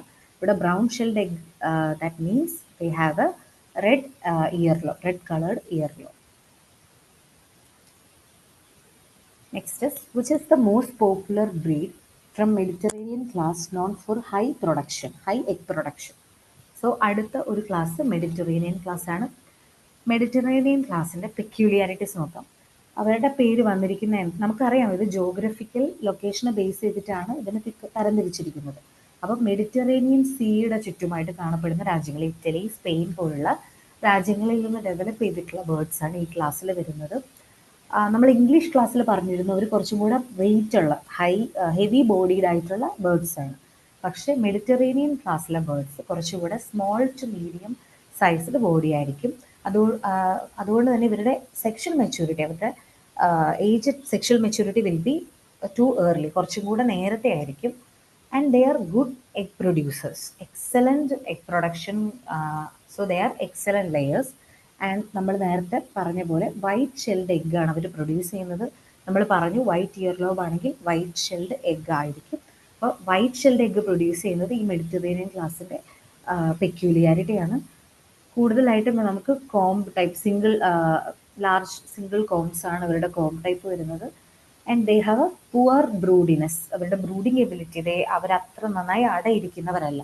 നമ്മൾ മുന്നേ പറഞ്ഞിരുന്നു അടയിരിക്കുകയാണ് എന്നുണ്ടെങ്കിൽ അവരുടെ മുട്ട ഉൽപാദനം കുറവായിരിക്കും. അപ്പോൾ ബ്രൂഡിങ് എബിലിറ്റിയും അതുപോലെ തന്നെ ഈ ലേയിങ് എബിലിറ്റിയും ഇൻവേഴ്സ്ലി പ്രൊപ്പോർഷണലാണ്. അവർ ഓപ്പോസിറ്റ് ആയിട്ടുള്ള ക്യാരക്ടേഴ്സാണ്. ഈ മെഡിറ്ററേനിയൻ ക്ലാസ്സിൽ വരുന്ന എക്സാമ്പിൾസ് ആണ് white Leghorn, Minorca and Ancona. Which of the following characteristic is typical of the Asiatic class? അടുത്തതായിട്ട് വരുന്ന ക്ലാസ്സാണ് ഏഷ്യാറ്റിക് ക്ലാസ്. ഏഷ്യാറ്റിക് ക്ലാസ്സിൻ്റെ വളരെ പെക്യൂലിയർ ആയിട്ടുള്ള നേച്ചർ, ഈ പിക്ചർ നോക്കിയാൽ നമുക്ക് കാണാം അവരുടെ ഷാങ്കാണ്. ഷാങ്ക് നല്ല തൂവലൊക്കെ ആയിട്ടുള്ള നല്ല ഫെതേർഡ് ആയിട്ടുള്ള ഷാങ്കാണ്. അപ്പോൾ ഇത് അവരുടെ പെക്യൂലിയാരിറ്റി ആണ്. ആൻഡ് ബാക്കിയുള്ള നമുക്ക് നോക്കാം. സ്മോൾ ബോഡി സൈസ് അല്ല, അവർ കുറച്ചും കൂടി ഹെവി ആയിട്ടുള്ള ആളുകളാണ്. ആൻഡ് ക്ലീൻ ലെഗ് അല്ല, ഫെദർ ഉണ്ട്, ലെഗിൽ ഫെദർ ഉണ്ട്. ആൻഡ് വൈറ്റ് എക്സെൽ കളർ അല്ല, നമുക്കറിയാം വൈറ്റ് എക്സെൽ കളർ മെഡിറ്ററേനിയൻ ക്ലാസ്സിൻ്റെ പെക്യൂലിയറിറ്റി ആണ്. സോ ഇവിടെ ആൻസർ വരുന്നത് ഫെതേർഡ് ഷാങ്ക്സ് ആണ്. അപ്പോൾ ബാക്കി എന്തൊക്കെ ഫീച്ചേഴ്സ് ആണ് നോക്കാം. They are heavy and broad bodied birds. ഇവിടെ നിങ്ങൾ കാണുന്ന ഈ ബ്രീഡ് ബ്രഹ്മ എന്ന് പറഞ്ഞിട്ടുള്ള ഒരു ബ്രീഡാണ്. ഈ ഏഷ്യാറ്റിക് ക്ലാസ്സിൽ തന്നെ ഏറ്റവും ഹെവിയസ്റ്റ് ആയിട്ടുള്ള ഒരു ബ്രീഡാണ് ബ്രഹ്മ. And they have feathered shank. The legs will be covered with feathers, and they have a peacock. Here also ഒരു ടിപ്പിക്കൽ, ഇവിടെ ബ്രഹ്മയാണ് കാണിച്ചത്, അപ്പോൾ അതിൻ്റെ കോമ്പ് നോക്കിയാൽ നമുക്ക് മനസ്സിലാവും പീകോമ്പാണ്. ആൻഡ് അവരുടെ സ്ലോ മെച്യൂറിങ് ആയിട്ടുള്ള ബേർഡ്സ് ആണ്. നമ്മൾ നേരത്തെ പറഞ്ഞിരുന്നു മെഡിറ്ററേനിയൻ ക്ലാസ് കുറച്ചുകൂടി സ്മോൾ ബോഡീഡ് ആയിട്ടുള്ള ബേർഡ്സ് ആണ്, അവർ പെട്ടെന്ന് മെച്യൂർ ആവും. ഇവിടെ ഹെവി ബോഡീഡ് ആയിട്ടുള്ള ബേർഡ്സ് ആണ്, പക്ഷെ അവർ മെല്ലെ മെച്യൂർ ആവുകയുള്ളൂ. And they are good sitters, അതായത് അവർക്ക് നല്ല ബ്രൂഡിങ് ഇൻസ്റ്റിങ്ക്റ്റ് ഉണ്ട്. അതുകൊണ്ട് തന്നെ എഗ് പ്രൊഡക്ഷൻ എന്തായിരിക്കും, വളരെ കുറവായിരിക്കും. They are poor egg layers compared to Mediterranean class. Which American class breed is dual purpose and widely used in backyard poultry? അപ്പോൾ ഇവിടെ താഴെ തന്നിരിക്കുന്നതിൽ ഏതാണ് American class breed? Dual purpose എന്ന് പറഞ്ഞാൽ അറിയാമല്ലോ, മീറ്റിനും എഗ്ഗിനുമായിട്ട് ഉപയോഗിക്കുന്നവ. അപ്പോൾ ഈ ഓപ്ഷൻസ് നോക്കുകയാണെങ്കിൽ നമുക്ക് കോർണിഷ് ഇംഗ്ലീഷ് ക്ലാസ് ആണ് നമുക്കറിയാം. ലെഗോൺ മെഡിറ്ററേനിയൻ ക്ലാസ് ആണെന്ന് അറിയാം. ബ്രഹ്മ നമ്മൾ കുറച്ച് മുന്നേ ഫോട്ടോ കണ്ടതേ ഉള്ളൂ, ബ്രഹ്മ ഏഷ്യാറ്റിക് ക്ലാസ് ആണെന്ന് അറിയാം. സോ ഇതിൻ്റെ ആൻസർ വരുന്നത് റോഡ് ഐലൻഡ് റെഡ്. ഒരു ചോക്ലേറ്റ് കളർ റെഡ് ആണ് ഇവരുടെ colour, Rhode Island red. Rhode ഐലൻഡ്സിൽ നിന്നാണ് ഇത് ഡെവലപ്പ് ചെയ്തിരിക്കുന്നത്. സോ അമേരിക്കൻ ക്ലാസിൻ്റെ കോമൺ ഫീച്ചേഴ്സ് എന്തൊക്കെയാണെന്ന് നോക്കാം. പൊതുവെ അവർ ഡ്വൽ പർപ്പസ് ബേർഡ്സ് ആണ്. അവരുടെ ബോഡി ഒരു മീഡിയം ടു ലാർജ് ബോഡി സൈസിൽ വരുന്നതാണ്. നേരത്തെ നമ്മൾ പറഞ്ഞ പോലെ ഇയർ ലോബ് വെച്ചിട്ട് നമുക്ക് ബ്രൗൺ ഷെൽഡ് എഗ്സ് ആണ് അവർ ലേ ചെയ്യുന്നത്. They have a faster growth rate and the popular breed in this class RIR എന്ന് ഷോർട്ട് ഫോമിൽ വിളിക്കാറുണ്ട് ഇതിനെ. Rhode Island red, New Hampshire, Plymouth Rock and Wyandotte. ഇതൊക്കെയാണ് ഇതിൽ കോമൺ ആയിട്ടുള്ള examples. Which among the following is not a breed of English class? Here ഈ പടത്തിൽ നമുക്ക് കാണുമ്പോൾ മനസ്സിലാവും, ഇവിടെ ഫെതേർഡ് ഷാങ്ക് ആയിട്ടുള്ള ഒരു ബേർഡിനെയാണ് അല്ലേ കാണുന്നത്. അപ്പോൾ ഫെതേർഡ് ഷാങ്ക് ആയിട്ടുള്ള ബേർഡ് നമുക്കറിയാം, ഫെതേർഡ് ഷാങ്ക് ഏഷ്യാറ്റിക് ക്ലാസ്സിനെയാണ്. അപ്പോൾ ഈ ഒരു ബേർഡ്, ഈ ബ്ലാക്ക് കളറിൽ ഫെതേർഡ് ഷാങ്കിൽ കാണുന്ന ബേർഡാണ് ലാങ്ഷാൻ. ബാക്കി എല്ലാവരും തന്നെ ഇംഗ്ലീഷ് ക്ലാസ്സിലുള്ള ആളുകളാണ്. ലാങ്ഷാൻ ഒരു Asiatic ബ്രീഡാണ്. Which breed from the American class is barred and has good dual purpose trait? So ഇവിടെ അമേരിക്കൻ ക്ലാസ് അമേരിക്കൻ ബ്രീഡാണ് ബാർഡ് കണ്ടീഷൻ ഉള്ളത്. ബാർഡ് BARRED, ബാർഡ് എന്ന് പറഞ്ഞാൽ ഇവരുടെ ഫെദറിലുള്ള ഒരു പാറ്റേൺ ആണ്. അപ്പോൾ നമുക്ക് ഈ ബേർഡിൻ്റെ ഫെദർ നോക്കിയാലായിട്ട് കാണാം, അങ്ങനെ ഒരു ആൾട്ടർനേറ്റ് ആയിട്ട് ബ്ലാക്ക് വൈറ്റ് അങ്ങനെ ഒരു കളറിലാണ്. ഇതിന് ഒരുപാട് ടൈപ്പ് ഉണ്ട്, പെൻസിൽഡ്, റഫ്, അങ്ങനെ ഒരുപാട് ടൈപ്പ് ഉണ്ട്. ബാർഡ് കണ്ടീഷൻ കൂടുതലായിട്ട് ഓർത്തിരിക്കുക. ബാർഡ് കണ്ടീഷൻ കാണുന്ന ബ്രീഡ് ഏതാണെന്ന് ചോദിക്കുകയാണെങ്കിൽ ആൻസർ ഇസ് പ്ലിമത്ത് റോക്ക്. കുറച്ച് മുന്നേ നമ്മൾ പടം കണ്ടതാണ്. പ്ലിമത്ത് റോക്കാണ് അതിൻ്റെ ആൻസർ. ഇതിൽ നോക്കുന്ന ബാക്കി ഓപ്ഷൻസ് നോക്കുകയാണെങ്കിൽ ലഗോൺ മെഡിറ്ററേനിയൻ ബ്രീഡാണ്, കൊച്ചിൻ ഒരു ഏഷ്യാറ്റിക് ബ്രീഡാണ്, മൈനോർക്ക ഒരു മെഡിറ്ററേനിയൻ ബ്രീഡാണ്. സോ ഫസ്റ്റ് ഇതിൽ തന്നെ അമേരിക്കൻ ക്ലാസ് തന്നെ നമുക്ക് മനസ്സിലാക്കാൻ പറ്റും പ്ലിമത്ത് റോക്കാണ് അതിൻ്റെ ആൻസർ. ബാറിംഗ് കണ്ടീഷൻ അത് ഓർത്തിരിക്കുക, അത് പ്ലിമത്ത് റോക്കിൻ്റെ പെക്യൂലിയർ ഫീച്ചറാണ്. Which of the following trait is common in American class of poultry breeds? So ഇതിൽ ഏതാണ് അമേരിക്കൻ ക്ലാസ്സിന് കോമൺ ആയിട്ട് കാണുന്നതാണ് ചോദിച്ചിരിക്കുന്നത്. ഓരോ ഓപ്ഷൻസ് ആയിട്ട് നോക്കാം. വൈറ്റ് എക്സൽ കളർ നമ്മൾ നേരത്തെ പറഞ്ഞു, മെഡിറ്ററേനിയൻ ക്ലാസ് ആണ്. ഫെതേർഡ് ഷാങ്ക് ഏഷ്യാറ്റിക് ക്ലാസ് ആണ്. Small body size also Mediterranean class ആണ്. അമേരിക്കൻ ക്ലാസ്സിന് നമ്മൾ മീഡിയം ടു ഹെവിയിലാണ് ഉൾപ്പെടുത്തുന്നത്. അതുകൊണ്ട് ഈ ഓപ്ഷനും അല്ല. അപ്പോൾ ബാക്കിയുള്ള ഓപ്ഷൻ ഏതാണ്? Brown eggshell colour. നമ്മൾ നേരത്തെ പറഞ്ഞു അവർക്ക് റെഡ് ഇയർ ലോബ് ആണെന്നുള്ളത്. So this is the answer. Which among the following combinations correctly matches a breed with its class? ഇതിൽ ഏതാണ് കറക്റ്റ് ആയിട്ട് മാച്ച് ചെയ്തിരിക്കുന്നത്? ബ്രഹ്മ ഒരു ഏഷ്യാറ്റിക് ബ്രീഡാണ്. സോ ഇത് തെറ്റാണ്. ഓർഫിംഗ്ടൺ ഒരു ഇംഗ്ലീഷ് ബ്രീഡാണ്. ഇത് തെറ്റാണ്. ലാസ്റ്റിലെ സെസെക്സ് അതും ഒരു ഇംഗ്ലീഷ് ബ്രീഡാണ്. ഇത് തെറ്റാണ്. മൈനോർക്ക മെഡിറ്ററേനിയൻ ബ്രീഡ്. ഇതാണ് കറക്റ്റായിട്ട് വരുന്ന കോമ്പിനേഷൻ. സോ ഓപ്ഷൻ സി ആണ് ഇതിൻ്റെ answer. Why are Mediterranean breeds are not preferred for brooding purpose? എന്തുകൊണ്ടാണ് ബ്രൂഡിംഗ് പർപ്പസിന് ഉപയോഗിക്കാത്തത്? നമ്മൾ കുറച്ച് മുന്നേ സൂചിപ്പിച്ചിരുന്നു അല്ലേ, ലേയിങ് കപ്പാസിറ്റി കൂടുമ്പോൾ ബ്രൂഡിനെസ് കുറയും. അപ്പോൾ അവർ നന്നായിട്ട് മുട്ടയിടും, പക്ഷേ അവരുടെ മെറ്റേണൽ അതായത് മദറിങ് ഇൻസ്റ്റിങ്ക്റ്റ് വളരെ കുറവാണ്. അതുകൊണ്ട് തന്നെ നമ്മൾ അവരെ ബ്രൂഡിംഗ് പർപ്പസിനായിട്ട് ഉപയോഗിക്കാറില്ല. Which among the following best describe the comb type found in Mediterranean poultry breed? നമ്മൾ നേരത്തെ സൂചിപ്പിച്ചിരുന്നു മെഡിറ്ററേനിയൻ ബ്രീഡ്സിൻ്റെ ക്യാരക്ടേഴ്സ് പറഞ്ഞപ്പോൾ മിക്ക ആളുകൾക്കും ലാർജ് സിംഗിൾ കോമ്പാണുള്ളത്. അപ്പോൾ ഈ ഒരു പടത്തിൽ നിങ്ങൾ കാണുന്ന ഈ ഒരു കോമ്പ് ടൈപ്പിനെയാണ് നമ്മൾ സിംഗിൾ കോമ്പ് എന്ന് പറയുന്നത്. അടുത്ത ചോദ്യം, which of the following correctly matches the class and one of its breed characteristic? So here English class feathered shank അല്ല, ഏഷ്യാറ്റിക് ആണ് feathered shank. Mediterranean laying capacity ആണ്, ബ്രൂഡിനെസ് അല്ല. American class brown egg production ആണ്. Asiatic feathered shank നമുക്കറിയാം. അപ്പോൾ answer വരുന്നത് American brown shelled ആയിട്ടുള്ള egg production. So almost ക്ലാസ്സസും ബ്രീഡ്സും നമ്മൾ കവർ ചെയ്തു. ഇന്ത്യൻ ബ്രീഡ്സിനെ കവർ ചെയ്തിരുന്നു. അതുപോലെ ഇന്ത്യൻ ലെയർ, അത് കൂടാതെ ലെയർ ആൻഡ് ബ്രോയിലർ സ്ട്രെയിൻസ് നമ്മൾ ഡിസ്കസ് ചെയ്തു. അടുത്തൊരു portion hormones and growth egg formation portions ആണ്. സോ അടുത്ത ചോദ്യം, which hormone is primarily responsible for the rapid growth of ovum inside the ഗ്രാഫിയൻ follicle in poultry? So ഗ്രാഫിയൻ follicle എന്ന് പറഞ്ഞാൽ നമുക്കറിയാം, ഇവരുടെ ഓവറി എടുത്ത് നോക്കുകയാണെങ്കിൽ ഒരു ഓവറിയുടെ ഉള്ളിൽ ഒരുപാട് ഫോളിക്കിൾസ് ഉണ്ടാവും. ഈ ഫോളിക്കിൾസ് ഓരോന്നും മെച്യൂർ ആയിട്ടാണ് അതിനുള്ളിൽ ഓവം ഓവുലേറ്റ് ചെയ്യുന്നതും അത് വീണ്ടും ഒരു മുട്ടയായിട്ട് മാറുന്നതും. അപ്പോൾ ഈ ഗ്രാഫിയൻ ഫോളിക്കിളിൻ്റെ ഉള്ളിലെ ഓവത്തിൻ്റെ ഗ്രോത്തിനെ ഹെൽപ്പ് ചെയ്യുന്ന ഹോർമോൺ ഏതാണെന്നാണ് ചോദ്യം. നമ്മൾ ഓപ്ഷൻസിലുള്ള 4 hormones: luteinising hormone, follicle stimulating hormone, oestrogen and progesterone. ഇതിൻ്റെ ആൻസർ വരുന്നത് FSH അല്ലെങ്കിൽ ഫോളിക്കുലാർ സ്റ്റിമുലേറ്റിംഗ് ഹോർമോൺ ആണ്. സോ എങ്ങനെയാണ് ഈ ഹോർമോൺസ് ഇവർ പ്രൊഡ്യൂസ് ചെയ്യുന്നത്? എന്ത് ഒരു ഇൻസിഡൻറ്റിന് റെസ്പോണ്ട് ചെയ്തിട്ടായിരിക്കുമല്ലോ ഒരു ഹോർമോൺ വരുന്നുണ്ടാവുക. അപ്പോൾ അതെങ്ങനെയാണ്? അത് ഒന്നെങ്കിൽ ന്യൂട്രീഷൻ, നമ്മളൊരു ഹയർ പ്രോട്ടീൻ കൂടിയ ഒരു ന്യൂട്രീഷൻ കൊടുക്കുമ്പോഴാവാം, അല്ലെങ്കിൽ ഫോട്ടോ പീരീഡ്. ഏറ്റവും കൂടുതലായിട്ട് ഇതിനെ അഫക്റ്റ് ചെയ്യുന്നത് ഫോട്ടോ പീരീഡ് തന്നെയാണ്. ലൈറ്റ് പീരീഡ് നമുക്കറിയാം, നമുക്ക് മുട്ടക്കോഴികളൊക്കെ ആണെങ്കിലും ഒരു particular limit of photo period അവരുടെ മുട്ട ഉൽപ്പാദനത്തിന് വളരെ ഇമ്പോർട്ടൻ്റ് ആണ്.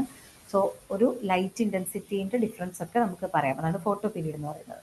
അപ്പോൾ ഇങ്ങനെയുള്ള എന്തെങ്കിലും ഒരു എൻവയോൺമെൻറ്റൽ ചേഞ്ചസിന് റെസ്പോണ്ട് ചെയ്യാനായിട്ട് ബേർഡ്സ് എങ്ങനെയാണ് റെസ്പോണ്ട് ചെയ്യുന്നത്? അവരുടെ ബ്രെയിനിൽ കണ്ണിലൂടെ വെളിച്ചം ഉള്ളിലെത്തുകയും അത് ഒപ്റ്റിക്കൽ നെർവ് വഴി ബ്രെയിനിലെത്തും. ഈ ബ്രെയിനിലെ ഹൈപ്പോതലാമസ് ആക്ടിവേറ്റ് ആയിട്ട് അവർ ഗൊണാഡോട്രോപ്പിൻ റിലീസിങ് ഹോർമോൺ, GnRH എന്നതിനെ ഷോർട്ടായിട്ട് വിളിക്കുന്ന ഹോർമോൺ റിലീസ് ചെയ്യും. ഈ ഹോർമോൺ ആൻറ്റീരിയർ പിറ്റ്യൂട്ടറി ഗ്ലാൻഡിൽ പോയി ആക്ട് ചെയ്യുകയും ഈ ആൻറ്റീരിയർ പിറ്റ്യൂട്ടറി ഗ്ലാൻഡ് പ്രൊഡ്യൂസ് ചെയ്യുന്ന 2 ഹോർമോൺസ് ആണ് FSHഉം LHഉം. പിറ്റ്യൂട്ടറി ഗ്ലാൻഡ് എന്ന് പറയുന്നത് നമ്മുടെ മാസ്റ്റർ ഗ്ലാൻഡ്, നമ്മുടെ ശരീരത്തിലെ എല്ലാ തരത്തിലുള്ള പ്രവർത്തനങ്ങളെയും ഏകോപിപ്പിക്കുന്ന ഒരു ഗ്ലാൻഡാണ്.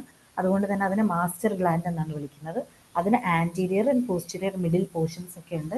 അതിൻ്റെ ആൻറ്റീരിയർ പോർഷൻ റിലീസ് ചെയ്യുന്ന ഹോർമോൺസ് ആണ് FSHഉം LHഉം.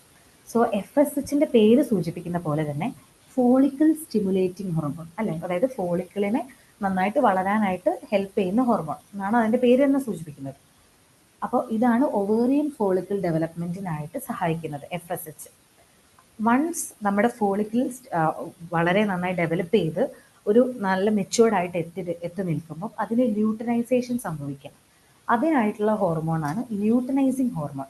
അതായത് ഇവരുടെ ഡെവലപ്മെൻറ്റ് കഴിഞ്ഞ് ഇതിനൊന്ന് മെച്യൂറാക്കുന്ന, അതിനെ ഏറ്റവും ഒരു ഓവുലേഷനിലേക്ക് പാകപ്പെടുത്തുന്ന ഒരു ഹോർമോണാണ് ല്യൂട്ടനൈസിങ് ഹോർമോൺ.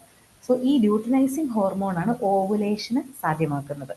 ഈ LHൻ്റെ അളവ് ഒരു അളവിൽ കൂടുന്ന ഒരു കണ്ടീഷനാണ് നമ്മൾ LH സർജ് എന്ന് പറയുന്നത്.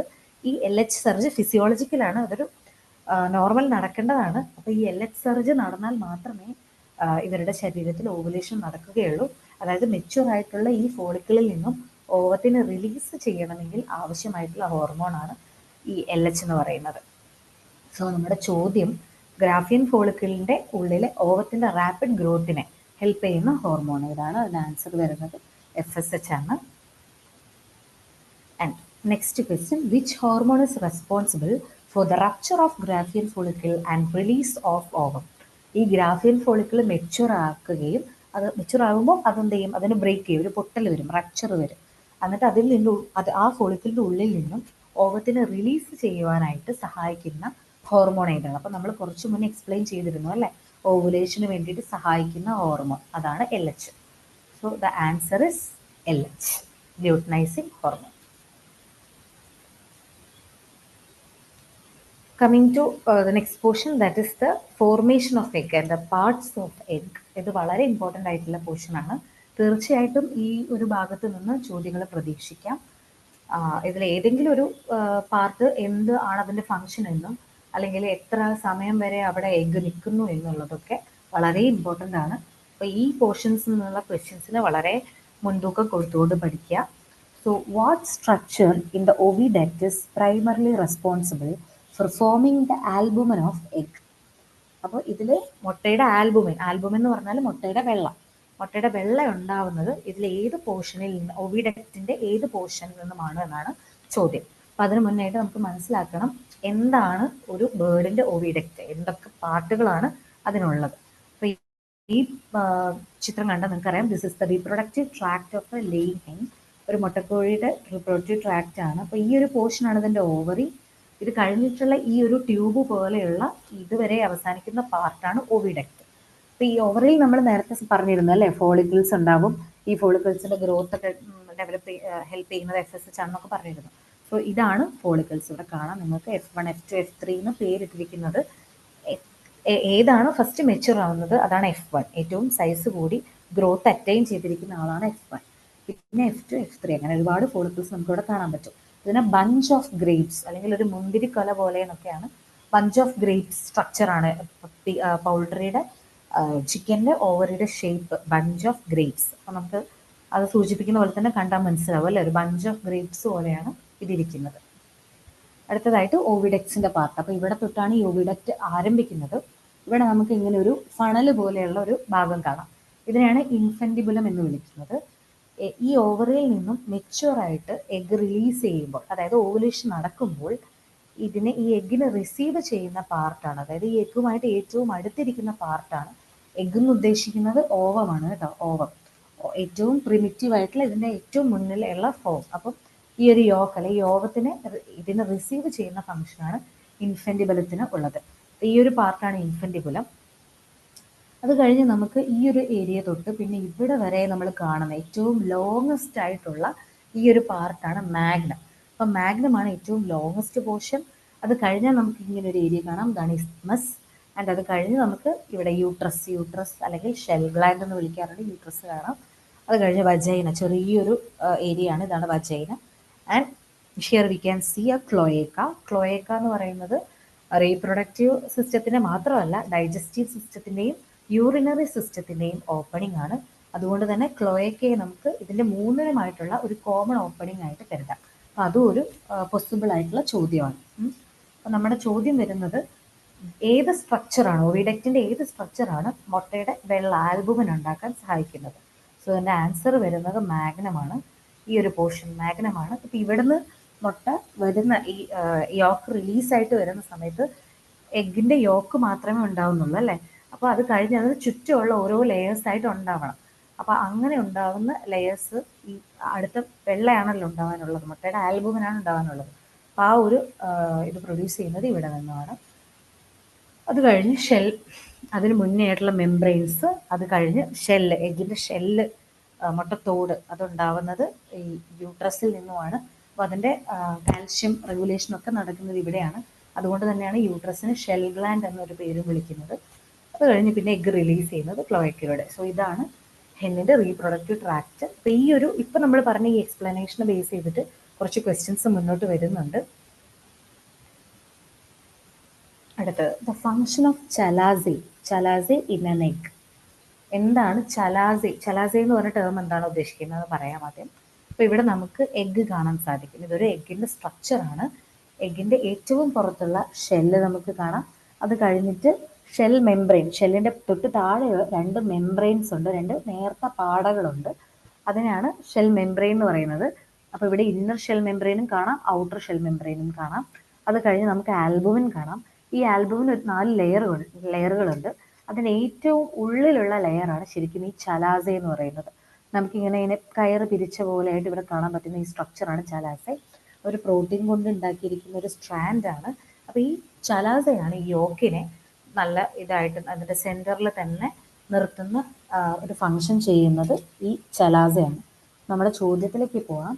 The function of chalaza in an egg is to anchor the yolk in central position. യോക്കിനെ ഈ സെൻട്രൽ പൊസിഷനിൽ ഒരു ബാലൻസ് ചെയ്ത് നിർത്തുന്ന ഫങ്ഷൻ ചെയ്യുന്നത് ചലാസയാണ്. നമുക്ക് ഈ ഇമേജിൽ നിന്ന് തന്നെ അത് ക്ലിയർ ആണ്. The germinal disc in a fertile egg is called. അപ്പോൾ നമുക്കിങ്ങനെ ഈ ഒരു ഇമേജിൽ ക്ലിയർ അല്ല, നമുക്കൊരു മുട്ട എടുത്ത് നോക്കുക. നമ്മൾ ഒരു വീട്ടിലൊക്കെ ഒരു മുട്ട പൊട്ടിക്കുമ്പോൾ ഒക്കെ നോക്കുക. മുട്ട പൊട്ടിക്കുമ്പോൾ നമുക്ക് അതിൻ്റെ മുകളിൽ ഈ യോക്കിൻ്റെ നടുവിലായിട്ട് ഒരു വെള്ള പുട്ട് കാണാൻ പറ്റും, ഒരു വെള്ള സ്പോട്ട്. ആ വെള്ള സ്പോട്ടിനെയാണ് ജെർമിനൽ ഡിസ്ക് എന്ന് പറയുന്നത്. ഈ ജെർമിനൽ ഡിസ്കിലാണ് ഇതിൻ്റെ ക്രോമസോംസ് ഇരിക്കുന്നത്. അതായത് ഇതിൻ്റെ ഡബ്ല്യു ആൻഡ് സെഡ് അങ്ങനെ 2 ക്രോമസോംസ് ആണ് പൗൾട്രിയിലുള്ളത്. നമ്മളത് മൊഡ്യൂൾ 6 ഡിസ്കസ് ചെയ്യുന്നുണ്ട്. അപ്പോൾ ഡബ്ല്യു ക്രോമസോം ആണോ അതോ സെഡ് ക്രോമസോം ആണോ, ഏതാണ് അതിനുള്ളിരിക്കുന്നത് എന്നുള്ളതിനനുസരിച്ചിരിക്കും ഈ എഗ്ഗ് എന്ത് ഹാച്ചായിട്ട് മെയിൽ ആയിട്ടാണോ ഫീമെയിൽ ആയിട്ടാണോ വളരുന്നത് എന്നുള്ളതിനെ ഡിപ്പെൻഡ് ചെയ്യുന്നത് ഈ ക്രോമസോമാണ്. സോ നമ്മൾ പറഞ്ഞത് അതിനാണ് ജെർമിനൽ ഡിസ്ക് എന്ന് പറയുന്നത്, ഈ വൈറ്റ് സ്പോട്ടിനെ. ഈ സ്പോട്ട് ഫെർട്ടൈൽ എഗ്ഗിൽ നമ്മൾ എന്ത് വിളിക്കും എന്നാണ് ചോദ്യം. അപ്പോൾ അതിന് ആൻസർ ബ്ലാസ്റ്റോഡേം ആണ്.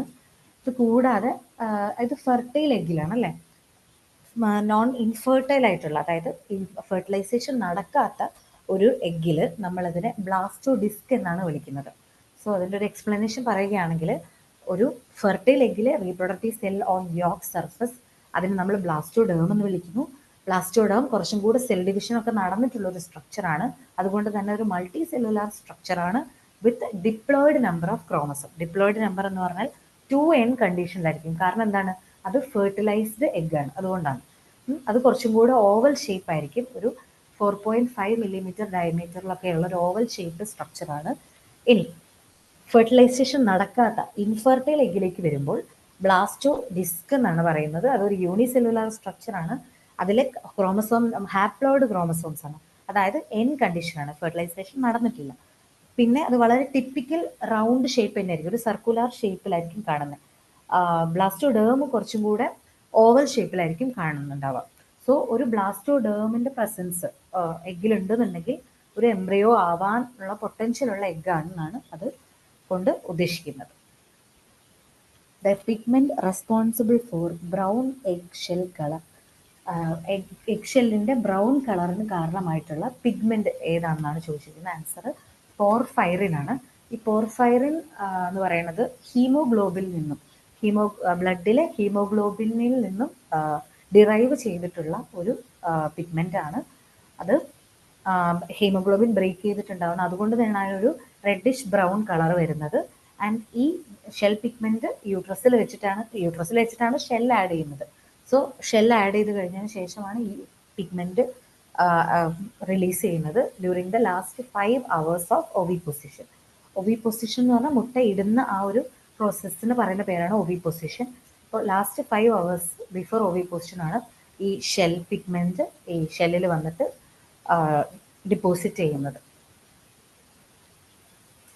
അടുത്ത ചോദ്യം, where are the shell membranes are of an egg is formed. Shell membranes എവിടെയാണ് ഫോം ചെയ്യുന്നത്? സോ ഷെൽ മെംബ്രെയിൻ നമ്മൾ നേരത്തെ കണ്ടു, മാഗ്നം കഴിഞ്ഞിട്ടുള്ള പോർഷൻ. മാഗ്നത്തിൽ ആൽബുമിൻ ഉണ്ടായി കഴിയുമ്പോൾ പിന്നെ അതിന് പുറത്തേക്കാണ് ഷെല്ല് വരേണ്ടത് അല്ലേ. അപ്പം ഈ ആൽബുമിനും ഷെല്ലിനും ഇടയിലുള്ള നേരത്തെ 2 പാടകളുണ്ട്, അതാണ് ഷെൽ മെംബ്രെയിൻ. അപ്പോൾ ആ ഷെൽ മെംബ്രെയിൻ ഫോം ചെയ്യുന്നത് ഇസ്മസിൽ വെച്ചിട്ടാണ്. കാരണം അത് കഴിഞ്ഞ എന്തിലേക്ക് പോകണം, യൂട്രസിലേക്ക് പോകണം. അപ്പോൾ യൂട്രസിലാണ് ഷെല്ല് റിലീസ് ചെയ്തത്. അപ്പോൾ അതിന് മുന്നേ ആയിട്ടുള്ള പോർഷനിൽ വെച്ചിട്ട് വേണം ഷെൽ മെംബ്രെയിൻസ് റിലീസ് ചെയ്യാനായിട്ട്. അപ്പോൾ ഇവിടെ നമ്മൾ നോക്കുകയാണെങ്കിൽ ഓരോ പാർട്ടിന് ഫംഗ്ഷൻ, മാഗ്നമാണ് ആൽബുമിൻ റിലീസ് ചെയ്യുന്നത്. വജൈനയ്ക്ക് പറയത്തക്ക എഗ് ഫോർമേഷനിൽ പറയത്തക്ക ഫംഗ്ഷൻ ഒന്നും ഇല്ലാത്ത ഒരാളാണ് വജൈന. പക്ഷേ ലാസ്റ്റ് ഒവിപൊസിഷന് മുന്നേ ആയിട്ട്, മുട്ട ഇടുന്നതിന് മുന്നേ ആയിട്ട് എഗ്ഗിന്റെ ടേണിങ് അവിടെ സംഭവിക്കുന്നുണ്ട്. അല്ലാതെ എഗ്ഗിന്റെ ഫോർമേഷനിൽ യാതൊരു ഫംഗ്ഷനും ഇല്ലാത്ത ആളാണ് വജൈന. അടുത്തത് ഇസ്മസ് നമ്മളിപ്പോൾ പറഞ്ഞു ഷെൽ മെംബ്രെയിൻ ഫോം ചെയ്യുന്നത്. യൂട്രസ് ഷെല്ല് ഫോം ചെയ്യുന്നത് യൂട്രസിൽ വെച്ചിട്ടാണ്. അടുത്ത ചോദ്യം, what is the last concentric layer added to the egg before it leaves the hen's body. ഹെന്നിന്റെ ബോഡിയിൽ നിന്നും മുട്ട ഇടുന്നതിന് ഏറ്റവും ലാസ്റ്റ് ആയിട്ട്, ഏറ്റവും അവസാനമായിട്ട് എഗ്ഗിൽ ആഡ് ചെയ്യപ്പെടുന്ന ലെയറിന്റെ പേരെന്താണ്? സോ അതിന്റെ ആൻസർ ക്യൂട്ടിക്കിൾ എന്നാണ്. ക്യൂട്ടിക്കിൾ എന്ന് പറഞ്ഞാൽ എഗ്ഗിന്റെ മുകളിലുള്ള ഒരു വാക്സി ആയിട്ടുള്ള ഒരു മെഴുക് പോലെയുള്ള, നമുക്കങ്ങനെ അധികം കണ്ണുകൊണ്ട് അങ്ങനെ കാണാൻ പറ്റാത്ത ഒരു പ്രോട്ടീൻ സ്ട്രക്ചറാണ്. പ്രോട്ടീൻ കൊണ്ട് ഉണ്ടാക്കിയിട്ടുള്ള ഒരു സ്ട്രക്ചറാണ് ക്യൂട്ടിക്കിൾ. ആ ക്യൂട്ടിക്കിൾ ഒരു പ്രൊട്ടക്റ്റീവ് ലെയർ ആയിട്ട് ആക്ട് ചെയ്യുന്നു. അതായത് ബാക്ടീരിയ പോലുള്ള മൈക്രോബ്സിനെ ഒന്നും ഉള്ളോട്ട് കടത്തി വിടാതെ മോയ്സ്ചർ, ഇപ്പോൾ മുട്ടയുടെ ഉള്ളിലേക്ക് അധികം മോയ്സ്ചർ ചെന്നാൽ അത് കേടുവരും. അപ്പോൾ ആ മുട്ട ഡാമേജ് ആവാതെ, അത് അങ്ങനത്തെ യാതൊരു തരത്തിലുള്ള ഡാമേജും അത് ഉണ്ടാവാതെ അതിനെ പ്രൊട്ടക്റ്റ് ചെയ്ത് നിർത്തുന്ന ഒരു ഫംഗ്ഷനും ആർക്കുണ്ട്, ഈ ക്യൂട്ടിക്കിളിനുണ്ട്. അത് ഉണ്ടാക്കിയിരിക്കുന്നത് glyco proteins and waxes. So അതെന്ത് ചെയ്യും, ഒരു ആവരണം പോലെ നിൽക്കുകയും മോയ്സ്ചർ ലോസ് തടയുകയും ചെയ്യും.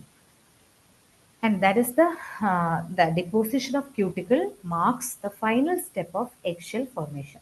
അതിനുശേഷം പിന്നെ പുതിയതായിട്ടൊന്നും അതിലേക്ക് മുട്ടയുടെ സ്ട്രക്ചറിലേക്ക് ആഡ് ചെയ്യപ്പെടുന്നില്ല.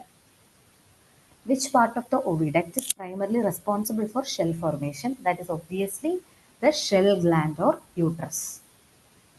So it's also called shell gland as we discussed, and this is responsible for the deposition of calcium carbonate അല്ലെ. ഈ ഷെല്ലിലെ ഏറ്റവും പ്രിഡോമിനന്റ് ആയിട്ടുള്ള മിനറലാണ് calcium carbonate. 98% of eggshell is made of calcium carbonate. And അത് കൂടാതെ pigment like porphyrin അതൊക്കെ add ചെയ്യുന്നത് യൂട്രസിൽ വെച്ചിട്ടാണ്. ആൻഡ് എഗ് എഗ് ഫോർമേഷനിൽ ഏറ്റവും കൂടുതൽ സമയം ഈ എഗ്ഗ് നിൽക്കുന്നതും ഈ യൂട്രസിൽ തന്നെയാണ്.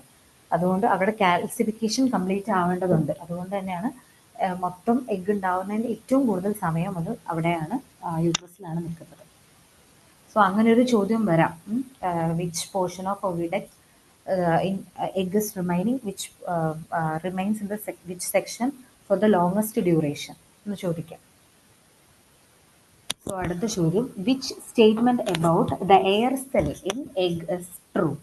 എന്താണ് എയർ സെല്ല്? ആദ്യം അത് മനസ്സിലാക്കണം അല്ലേ. ഇപ്പൊ എയർ സെൽ എന്ന് പറഞ്ഞാൽ നമുക്ക് ഈ ഇവിടെ ഒരു ഇമേജിൽ കാണാം. ഇവിടെ നമ്മൾ നേരത്തെ പറഞ്ഞു ഷെല്ലിന്റെ താഴെയായിട്ട് 2 ഷെൽ മെംബ്രെയിൻസ് ഉണ്ട്. അതാണ് ഇന്നർ ഷെൽ മെംബ്രെയിനും ഔട്ടർ ഷെൽ മെംബ്രെയിൻ. ഈ 2 മെംബ്രെയിൻസിന്റെ ഇടയിലായിട്ട് എഗ്ഗിന്റെ ബ്രോഡ് എൻഡിലുള്ള ഒരു ഇത് രണ്ടിന്റെ ഇടയിലായിട്ടുള്ള ഒരു സ്പേസ് ആണ് എയർ സെൽ എന്ന് പറയുന്നത്. അപ്പോൾ നമുക്കറിയാം മുട്ടയ്ക്ക് 2 എൻഡ്സ് ഉണ്ട്, നാരോ എൻഡും ഉണ്ട്, ബ്രോഡ് എൻഡും ഉണ്ട്. അപ്പോൾ ഈ ബ്രോഡ് എൻഡിലായിട്ടാണ് എയർ സെല്ല് കാണുന്നത്. സോ എങ്ങനെയാണ് ഈ എയർ സെല്ല് ഫോം ചെയ്യുന്നത്? എന്താണ് എയർ സെല്ലിന്റെ function? So this is formed in between the inner and outer shell membrane, the broad end of egg. And അത് ഉണ്ടാവാൻ കാരണം due to the contraction of internal egg contents when exposed to the cooler temperature outside the hen's body. അതായത് കോഴിയുടെ body ശരീരത്തിൽ നിന്ന് പുറത്തേക്ക് വന്നു കഴിയുമ്പോൾ ഉള്ളിലുള്ള ടെമ്പറേച്ചർ അല്ല പുറത്ത്. അപ്പോൾ ഈ ഒരു ടെമ്പറേച്ചർ കുറച്ചുകൂടി കുറവാണ്. അപ്പോൾ അത് തണുക്കുന്ന സമയത്ത് ഈ 2 മെംബ്രെയിൻ എന്ത് ചെയ്യും? ഒന്ന് വിട്ട് നിൽക്കും. അങ്ങനെയാണ് എയർ സെല്ല് ഫോം ചെയ്യുന്നത്. അതിന് മുന്നേ ചെറിയൊരു സ്പേസ് ഉണ്ട്, പക്ഷേ ഈ പുറത്തേക്ക് വരുന്നതോറും ഈ സ്പേസ് ഏറ്റവും വലിയതാകും. അങ്ങനെയാണ് എയർ സെല്ല് ഫോം ചെയ്യുന്നത്. സോ ഈ എയർ സെല്ലിന്റെ വലിപ്പം കൂടുതലാണെന്നുണ്ടെങ്കിൽ അതിനർത്ഥം എഗ്ഗ് കുറച്ചും കൂടെ പഴകിയതാണെന്നാണ്. എയർ സെൽ ഒരു ഫ്രഷ്നെസ് ഇൻഡിക്കേറ്റർ ആയിട്ട് ഉപയോഗിക്കാറുണ്ട്. സോ അതും ഒരു സാധ്യതയുള്ള ചോദ്യമാണ്. മുട്ടയുടെ ഫ്രഷ്നെസ് അളക്കാനായിട്ട് നമുക്ക് യൂസ് ചെയ്യാൻ പറ്റുന്ന ഒരു ഇൻഡിക്കേറ്റർ ആണ് ഈ എയർ സെൽ. എയർ സെല്ലിന്റെ വലിപ്പം കൂടുന്തോറും അത് കൂടുതൽ കൂടുതൽ കാലമായിട്ട് പുറത്ത് വന്നിട്ടുള്ള എഗ്ഗാണെന്ന് മനസ്സിലാക്കാൻ പറ്റും. പിന്നെ അത് ഹാച്ചിങ്ങിന് ഇൻക്യുബേഷനിൽ വെക്കുന്ന സമയത്താണെങ്കിലും ഈ എയർ സെല്ലിലൂടെയാണ് ഇതിൻ്റെ റെസ്പിറേഷൻ, ഇൻക്യുബേഷൻ്റെ സമയത്തുള്ള റെസ്പിറേഷൻ നടക്കുന്നത് ഈ എയർ സെല്ലിലൂടെയാണ്. അടുത്ത ചോദ്യം, what is the significance of the air cell in an incubating egg? നമ്മളിപ്പോൾ തന്നെ മുന്നേ പറഞ്ഞതേ ഉള്ളൂ, that allows respiration before hatching. So next is, which is the correct order of albumin layers from yolk to outward? ഉള്ളിൽ നിന്ന് പുറത്തേക്ക് അല്ലേ. അപ്പോൾ നമ്മൾ ഏറ്റവും കുറച്ച് മുന്നേ നമ്മൾ പറഞ്ഞു യോക്കിനെ മുട്ടേൻ്റെ സെൻട്രലായിട്ട് നിർത്തുന്ന ആളെ ഒരു സ്ട്രക്ചർ നമ്മൾ ഡിസ്കസ് ചെയ്തു. അതാണ് ചലാസ അല്ലേ. അപ്പോൾ ആ ലെയറിനെയാണ് ചലാസിഫറസ് ലെയർ എന്ന് പറയുന്നത്. അത് കഴിഞ്ഞാലായിട്ട് കാണുന്നതാണ് ഇന്നർ തിൻ. നമുക്ക് ഈ ഒരു ഇമേജ് നോക്കിയാൽ കാണാൻ പറ്റും. അപ്പോൾ ഇതാണ് യോക്ക്, ഇതാണ് നമ്മുടെ ഈ മഞ്ഞാണ് യോക്ക്. നമ്മൾ നേരത്തെ പറഞ്ഞിരുന്ന ഒരു ജെർമിനൽ ഡിസ്ക് എന്ന് പറയുന്ന സാധനം, അത് ബ്ലാസ്റ്റോ ഡിസ്ക് ആവാം, ബ്ലാസ്റ്റോ ഡേം ആവാം എന്നൊക്കെ സംസാരിച്ചിരുന്നു. So this is the germinal disc. അത് അതിന് ചുറ്റുമായിട്ടാണ് നമുക്ക് യോക്ക് കാണാൻ പറ്റുക. മീൻസ് യോക്കിന് മുകളിലായിട്ടാണ് ഇത് ഈ ജെർമിനൽ ഡിസ്ക് ഉള്ളത്. അതിൽ കവർ ചെയ്തുകൊണ്ട് ഇവിടെ ഒരു മഞ്ഞ ലെയർ കാണാൻ പറ്റും അല്ലേ, കുറച്ചും കൂടി ഒരു ഓറഞ്ചിഷ് ആയിട്ടുള്ള ഈ ഒരു ലെയറിനാണ് വിറ്റലൈൻ മെംബ്രെയിൻ എന്ന് പറയുന്നത്. അതായത് യോക്കിനെ കവർ ചെയ്തിട്ടുള്ള മെംബ്രെയിൻ ആണ് വിറ്റലൈൻ മെംബ്രെയിൻ. അത് കഴിഞ്ഞിട്ട് നമ്മൾ കാണുന്ന ഏറ്റവും ഇമ്മീഡിയറ്റ് ആയിട്ടുള്ള ലെയറാണ് ഈ ചലാസ. അപ്പോൾ ഈ ചലാസയാണ് ഏറ്റവും ഇന്നർ മോസ്റ്റ് ആയിട്ടുള്ളത്. Then inner thin albumin. So this is the inner thick albumin or ചലാസ, then inner thin albumin, then the outer thick albumin, then the outer thin albumin. അങ്ങനെ 4 ലെയറാണ് ആൽബുമിനുള്ളത്. മുട്ടയുടെ വെള്ളയ്ക്ക് ആൽബുമിന് 4 ലെയേഴ്സ് ആണുള്ളത്. അപ്പോൾ നമ്മളിപ്പോൾ 4 ലെയേഴ്സ് കണ്ടു കഴിഞ്ഞു. സോ അടുത്ത ചോദ്യം, what is the approximate time span or time spend by the ovum in the ഇൻഫെന്റിബുലം?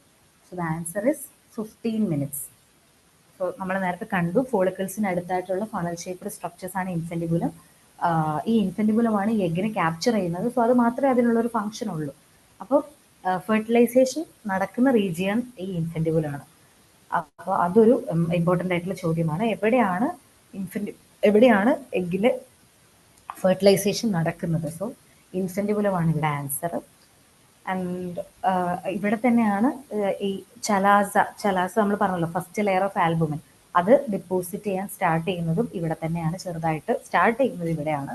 And അത് കൂടാതെ അതിന് സീലിയാസ് ഉണ്ട്, അതിൻ്റെ വാളിലായിട്ട് സീലിയ ഉണ്ട്. സീലിയ എന്തിനാന്ന് വെച്ചാൽ ഈ എഗ്ഗിനെ മുന്നോട്ട് മൂവ് ചെയ്യിക്കണം, അടുത്ത മാഗ്നത്തിലേക്കൊക്കെ മൂവ് ചെയ്യിക്കാനായിട്ടുള്ള സീലിയ ഈ ഇൻഫെൻറ്റിബുലത്തിൽ ഉണ്ട്.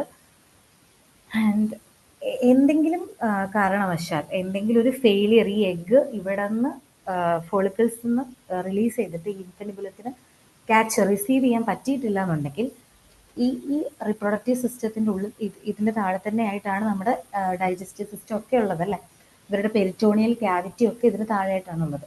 അപ്പോൾ ഈ എഗ്ഗ് എന്ത് ചെയ്യുമെന്ന് പറഞ്ഞാൽ ചില സമയത്തൊക്കെ ഉള്ളോട്ട് പോകും. അത് ആ ഒരു കണ്ടീഷനെയാണ് നമ്മൾ ഇന്റേണൽ ലേയിങ് എന്ന് പറയുന്നത്.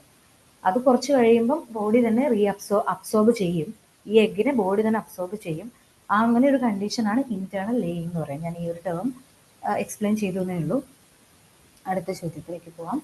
The yolk of the egg is formed in which part of the reproductive system? So it's very clear, that is the ovary. കാരണം ബാക്കി എല്ലായിടത്തും ഈ യോക്ക് ആയിട്ടുള്ള ഈ ഓവാണ് പിന്നെ അങ്ങോട്ട് പോകുന്നത് അല്ലേ, ഇൻഫെൻറ്റിബുലം മാഗ്നം യൂട്രസിലേക്കൊക്കെ പോകുന്നത് ഓവം ഉണ്ടായ ശേഷമാണ്. ദാറ്റ് മീൻസ് ദ യോക്ക് ഉണ്ടായതിനു ശേഷമാണ്. So that is formed in the ovary. പക്ഷെ വേറൊരു ചോദ്യം ചോദിക്കാനുള്ളത്, ഇതിൽ യോക്ക് ഫോം ചെയ്യുന്നത് ഓവറിയിലാണ്, പക്ഷെ യോക്ക് ഉണ്ടാക്കാനുള്ള മെറ്റീരിയൽസ്, അതിന് യോക്ക് പ്രീകേഴ്സേഴ്സ് എന്ന് പറയും. സോ അത് പ്രൊഡ്യൂസ് ചെയ്യുന്നത് ലിവറിലാണ്, ഈ ബേർഡിൻ്റെ ലിവറിലാണ് യോക്ക് പ്രീകേഴ്സേഴ്സ് ഫോം ചെയ്യുന്നത്. പിന്നെ അത് നമ്മുടെ സർക്കുലേറ്ററി സിസ്റ്റം വഴി റീപ്രൊഡക്റ്റീവ് സിസ്റ്റത്തിൽ എത്തുകയും ഓവറിയിൽ ഡിപ്പോസിറ്റ് ചെയ്യുകയും ചെയ്തിട്ട് അവിടെയാണ് യോക്ക് ഉണ്ടാകുന്നത്. So yolk is formed from the ovary and yolk precursors is formed from the liver. So this is the yolk is the primary source of nutrition for the embryo. And once ഈ yoke fully mature ആയി കഴിയുമ്പോൾ അതെന്ത് ചെയ്യും, ഓവിഡക്റ്റിലേക്ക് release ചെയ്യും. ആ release ചെയ്യുന്ന പ്രോസസ്സിനെ പറയുന്ന പേരാണ് ovulation. It's just what is the total duration for complete egg formation in a laying? ഒരു മുട്ട ഉണ്ടാവാനായിട്ടുള്ള മൊത്തം സമയം, ആകെ സമയം എത്രയാണെന്നാണ്. സോ ഇതിൽ ഓപ്ഷൻസ് നോക്കാം. ഇതിൻ്റെ ആൻസർ വരുന്നത് 24 മുതൽ 26 മണിക്കൂർ വരെയാണ്. അതെങ്ങനെയാണത് ഓരോ ഇതിലും എത്ര ടൈമാണ് സ്പെൻഡ് ചെയ്യുന്നത് നോക്കാം. സോ ഇൻഫെൻറ്റിബുലം അത് 15 മുതൽ 20 മിനിറ്റ് വരെയാണ് അവിടെ എഗ്ഗ് യോക്ക് റിലീസ് ചെയ്ത് കഴിഞ്ഞാൽ നിൽക്കുന്നത്. അതിൻ്റെ ഫങ്ഷൻ നമ്മൾ പറഞ്ഞു, എഗ്ഗിനെ റിസീവ് ചെയ്യുകയും അതുപോലെ തന്നെ ഫെർട്ടിലൈസേഷൻ ഈ ഫോക്കേഴ്സ് ഫെർട്ടിലൈസേഷൻ നടക്കുന്നതും ഇൻഫെൻറ്റിബുലത്തിലായിരിക്കും.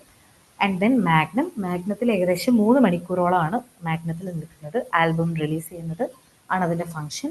അടുത്തത് ഇസ്മസിൽ ഏകദേശം 1.5 മണിക്കൂറോളമാണ് നിൽക്കുന്നത്. ദാറ്റ് ഈസ് 1.5 മണിക്കൂറോളം, 1.25 മുതൽ 1.5 മണിക്കൂർ വരെയാണ് ഇസ്മസിൽ നിൽക്കുന്നത്. അവിടെ ഷെൽ മെംബ്രെയിൻസ് ആണ് റിലീസ് ചെയ്യുന്നത്. യൂട്രസിൽ ആണ് ഏറ്റവും കൂടുതൽ സമയം, നമ്മൾ നേരത്തെ പറഞ്ഞിരുന്നത് ഏറ്റവും കൂടുതൽ സമയം മുട്ട എഗ്ഗ് ഫോർമേഷനിൽ ഏറ്റവും കൂടുതൽ സമയം സ്പെൻഡ് ചെയ്യുന്ന അവിടെയാണ്, ഏകദേശം 18 മുതൽ 20 മണിക്കൂർ വരെ. And in vagina very few minutes. So ഇതെല്ലാമായിട്ട് കൂട്ടി നോക്കുമ്പോൾ നമുക്ക് കിട്ടുന്ന 24 to 26 മണിക്കൂറാണ്. So the correct options 24 to 26 hours. അടുത്തത്, what component of egg provide protection from microbial infection? Microbial അതായത് ബാക്ടീരിയ, വൈറസ്, അങ്ങനെ എന്തെങ്കിലും തരത്തിലുള്ള ഫംഗൽ, അങ്ങനെ ഏതെങ്കിലും തരത്തിലുള്ള ഇൻഫെക്ഷൻസ് ചെറുക്കാനായിട്ടുള്ള ഏറ്റവും കോമൺ ആയിട്ടുള്ള സ്ട്രക്ചർ ഏതാണ്, ഏറ്റവും ആയിട്ടുള്ള സഹായിക്കുന്ന സ്ട്രക്ചർ ഏതാണ്? So the answer is albumin. കാരണം എന്താണെന്ന് വെച്ചാൽ ആൽബുമിൻ വളരെ പ്രോട്ടീൻ റിച്ച് ആയിട്ടുള്ള ഒരു പാർട്ടാണ്. ആൻഡ് ഈ ആൽബുമിനിൽ അതിൻ്റെ തന്നെ ഏറ്റവും പുറത്തുള്ള ഔട്ടർ തിൻ ലെയറിൽ ഒരുപാട് ആൻറ്റി മൈക്രോബിയൽ പ്രോട്ടീൻസ് ഉണ്ട്, ഒരുപാട് എണ്ണം ഉണ്ട്. അതിൽ ഏറ്റവും കോമൺ ആയിട്ട് നമുക്ക് അറിയുന്നത് ഈ ലൈസോസൈം അതുപോലെ തന്നെ ഓവോ ട്രാൻസ്ഫറിനുമാണ്. ലൈസോസൈം എന്ന് പറയുന്നത് നമുക്കൊക്കെ അറിയാം അല്ലേ, നമ്മുടെ സലൈവയിലൊക്കെ ഉള്ള ഒരു ആൻറ്റി മൈക്രോബിയൽ എൻസൈമാണ് ലൈസോസൈം. ഈ ലൈസോസൈം ബാക്ടീരിയൽ സെൽ വാളിനെ ബ്രേക്ക് ചെയ്യും, അങ്ങനെ ബാക്ടീരിയനെ കില്ല് ചെയ്യുന്നു. അതുപോലെ തന്നെ ഈ ഓവോ ട്രാൻസ്ഫറിൻ അയണുമായിട്ട് ബൈൻഡ് ചെയ്യും. അതായത് ഈ അയൺ ഉണ്ടെങ്കിലേ ബാക്ടീരിയക്ക് വളരാൻ പറ്റുള്ളൂ. അപ്പം ഈ അയണിനെ കിട്ടിയിട്ടില്ല എന്നുണ്ടെങ്കിൽ, അയൺ അവൈലബിൾ ആയിട്ടില്ല എന്നുണ്ടെങ്കിൽ ബാക്ടീരിയ വളരില്ല. അപ്പോൾ ഓവോ ട്രാൻസ്ഫറിൻ എന്ത് ചെയ്യും, അയണുമായിട്ട് ബൈൻഡ് ചെയ്യും. സോ ഇത് രണ്ടുമാണ് ആൽബുമിനെ ആൻറ്റി മൈക്രോബിയൽ ആക്കുന്നത്. അതുപോലെ തന്നെ ആൽബുമിൻ്റെ pH കുറച്ചും കൂടെ ആൽക്കലൈൻ സൈഡാണ്. That also inhibit the microbial survival. And albumin ഭയങ്കര വിസ്കസ് ആയിട്ടുള്ളൊരു ഇതാണല്ലേ, നമുക്കറിയാം വളരെ വിസ്കസ് ആയിട്ടുള്ളതാണ്. അതുകൊണ്ട് തന്നെ യോക്കിൽ അത് പ്രൊട്ടക്ട് ചെയ്തൊരു കുഷനിങ് എഫക്റ്റ് കൊടുക്കുന്നുണ്ട്. അതുകൊണ്ട് തന്നെ ആൽബുമിൻ ഒരു ന്യൂട്രീഷണൽ മീഡിയമാണ്, അതുപോലെ തന്നെ ഒരു പ്രൊട്ടക്റ്റീവ് മീഡിയമാണ്. അടുത്ത ചോദ്യം, which hormone is primarily responsible four ovulation and hence? നമ്മൾ നേരത്തെ ഡിസ്കസ് ചെയ്ത ഒരു ചോദ്യമാണ് അത്. നമ്മൾ നേരത്തെ പറഞ്ഞിരുന്നു ല്യൂട്ടനൈസിങ് ഹോർമോൺ LH ആണ് അതിൻ്റെ answer. So LH surge, a surge in LH from the anterior pituitary gland that triggers the ovulation in poultry, and this acts on the ഏറ്റവും വലിയ largest pre-ovulatory follicles, and ആ follicle റപ്ചർ ചെയ്യുകയും യോക്കിനെ release ചെയ്യുകയും ചെയ്യുന്നു. So എപ്പോഴാണ് LH surge നടക്കുന്നത്? So this surge occurs around 4 to 6 hours before oviposition. മുട്ടയിടുന്നതിന് 4 മുതൽ 6 മണിക്കൂർ മുന്നെയാണ് ഈ LH സർജ് സംഭവിക്കുന്നത്. Which of the following types of feathers provides insulation in poultry? ഇതും നേരത്തെ നമ്മൾ 3 ഫെദേഴ്സ് ഡിസ്കസ് ചെയ്തിരുന്നു. അതിൽ ഫ്ലൈറ്റ് ഫെദേഴ്സ് പറക്കാൻ ആവശ്യമായിട്ടുള്ളതാണ്. കോണ്ടൂർ ഫെദേഴ്സ് എന്ന് പറഞ്ഞാൽ കോണ്ടൂർ ഫെദേഴ്സിൻ്റെ അടിയിൽ വരുന്ന ക്ലാസിഫിക്കേഷനിൽ വരുന്ന ഒരാളാണ് ഫ്ലൈറ്റ് ഫെദേഴ്സ്. ഇതൊക്കെ പറക്കാനും അല്ലെങ്കിൽ ബോഡീൻ്റെ പ്ലുമേജിനെ കീപ്പ് ചെയ്യാനൊക്കെയാണ് ഹെൽപ്പ് ചെയ്യുന്നത്. പ്ലൂംസ് നമ്മൾ പറഞ്ഞു സെൻസറി ആണ്.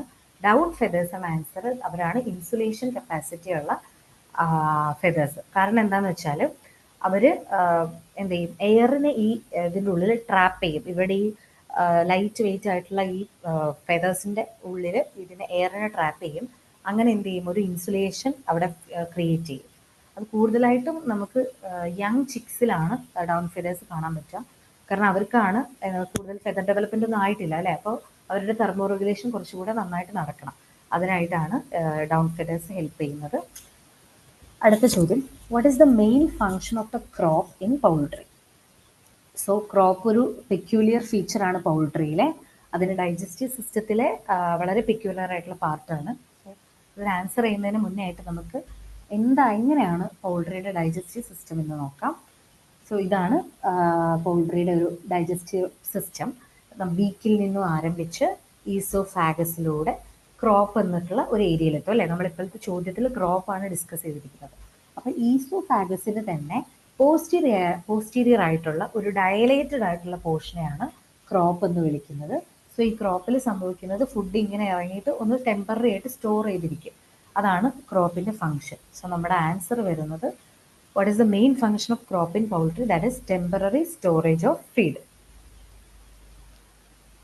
ഇനി അടുത്ത പോർഷൻ നമുക്ക് നോക്കാം. ക്രോപ്പ് കഴിഞ്ഞിട്ട് വരുന്നത് ആക്ച്വലി സ്റ്റൊമക്ക് ആണ്. ഈ ഒരു 2 റീജിയൻ ചേർന്നതാണ് പൗൾട്രിയുടെ സ്റ്റൊമക്ക് എന്ന് പറയുന്നത്. പക്ഷേ നമ്മുടെ സ്റ്റൊമക്കൊക്കെ ചെയ്യുന്ന പോലെ അതിൻ്റെ ഗ്ലാൻഡുലാർ ആൻഡ് മസ്കുലാർ ഫങ്ഷൻ ഒരുമിച്ചല്ല, സെപ്പറേറ്റ് ആയിട്ടാണ് നടക്കുന്നത്. സോ ഈ ക്രോപ്പ് കഴിഞ്ഞിട്ടുള്ള ഈ ഒരു പോർഷൻ നമുക്ക് കാണാം. That is the proventriculus.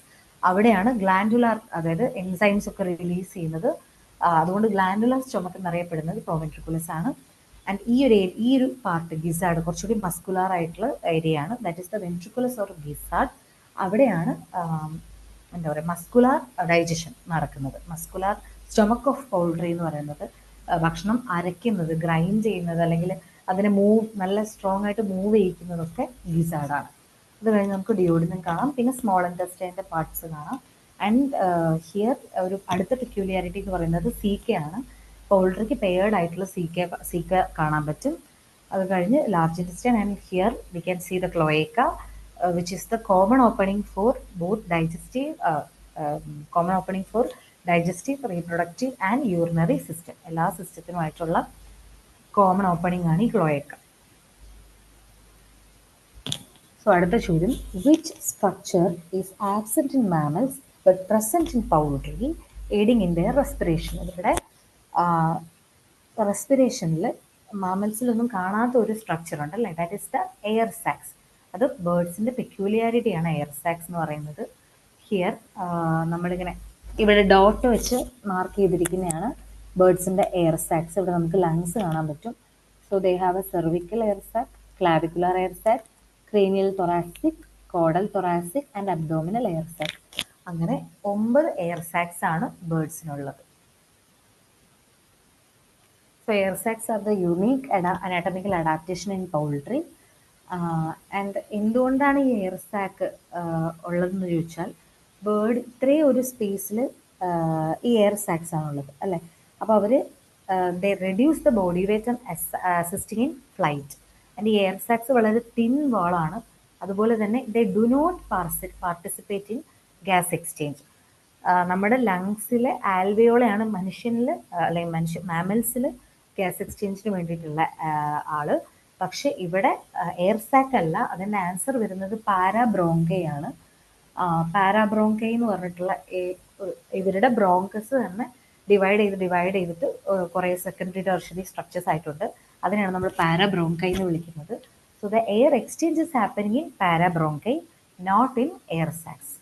And bird having a uni directional air flow system, and അതിന് ഹെൽപ്പ് ചെയ്യുന്ന ആളാണ് ഈ എയർ സാക്സ്. സോ ഹിയർ നമ്മളിപ്പോൾ പറഞ്ഞതേ ഉള്ളൂ. In birds air സാക്സ് help achieve which type of air flow through the lungs.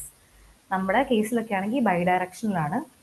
അതായത് ഒരു നല്ല എയർ ഉള്ളോട്ട് കയറും, അല്ല മോശം എയർ ഉള്ളോട്ട് കയറുകയും നല്ല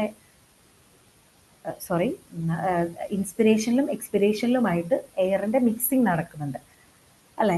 അപ്പോൾ ഇവരുടെ കേസിലാണെങ്കിൽ അങ്ങനെ നടക്കുന്നില്ല. അതായത് ഇവർ ആദ്യം നോസ്ട്രിൽസ് നെയർസ്, അതായത് അവരുടെ ശ്വാസം ഉള്ളിലേക്ക് എടുക്കുന്ന ഏറ്റവും ബേസിക് ആയിട്ടുള്ള നോസ്ട്രിൽസിൽ നിന്ന് കയറി ട്രക്കിയിലേക്ക് പോവുകയും അവിടെ നിന്ന് കോഡൽ എയർ സാക്ക് എന്ന് പറഞ്ഞാൽ ഇവരുടെ പോസ്റ്റീരിയർ എയർ സാക്കിലേക്ക് പോവുകയും അവിടെ നിന്നും കുറച്ച് എയർ ലങ്സിലേക്ക് പോയി പാരാബ്രോങ്ക വഴി ഡിസിപ്പേഷൻ നടക്കും.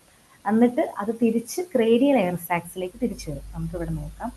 ഇപ്പോൾ നെയേഴ്സ് ഇവിടെയാണ്. നെയേഴ്സ് നിന്ന് കയറി ട്രക്കിയ വഴി, ട്രക്കിയുടെ വേറൊരു പേരാണ് വിൻഡ് പൈപ്പ്, ട്രക്കിയ വഴി ഇവർ ഈ കോഡൽ തൊറാസിക് എയർ സാക്ക്, ഈ അബ്ഡോമിനൽ, ഈ ഒരു രണ്ട് എയർ സാക്സിനെയാണ് പോസ്റ്റീരിയർ എയർ സാക്സ് എന്ന് പറയുന്നത്. അപ്പോൾ ഇവിടുന്ന് നേരെ ട്രക്കിയ വഴി ഇവിടെ എത്തുന്നത് ഈ പോസ്റ്റീരിയർ എയർ സാക്സിലേക്കാണ്. ഇവിടെ നിന്നും കുറച്ച് എയർ ലങ്സിലേക്ക് ഡിസിപ്പേറ്റ് ചെയ്യുന്നു, ബാക്കി എയർ വീണ്ടും ഫ്രണ്ടിലെ ഈ ക്രേനിയൽ ഈ ആൻറ്റീരിയർ എയർ സാക്കിലേക്ക് പോകുന്നു. ആൻറ്റീരിയർ എയർ സാക്ക് എന്ന് പറയുന്നത് ഈ ക്ലാവിക്കുലാർ എയർ സാക്കും ഈ ക്രേനിയൽ തൊറാസിക് എയർ സാക്കുമാണ്.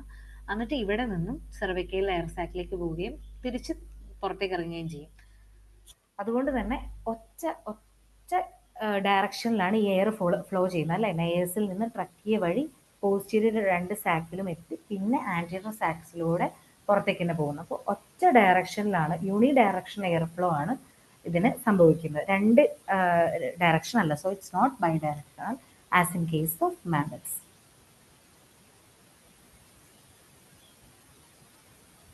സോ ഇതാണ് നമ്മളിപ്പോൾ പറഞ്ഞിട്ടുള്ളത്. അതുകൊണ്ട് തന്നെ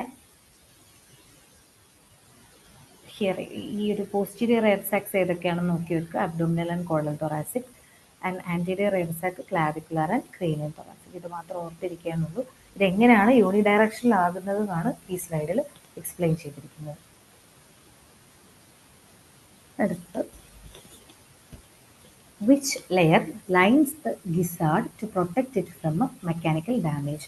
അപ്പോൾ നമ്മൾ പറഞ്ഞു ഇവരുടെ മസ്കുലാർ സ്റ്റൊമക്കാണ് ഗിസാർഡ് എന്ന് പറഞ്ഞു അല്ലേ.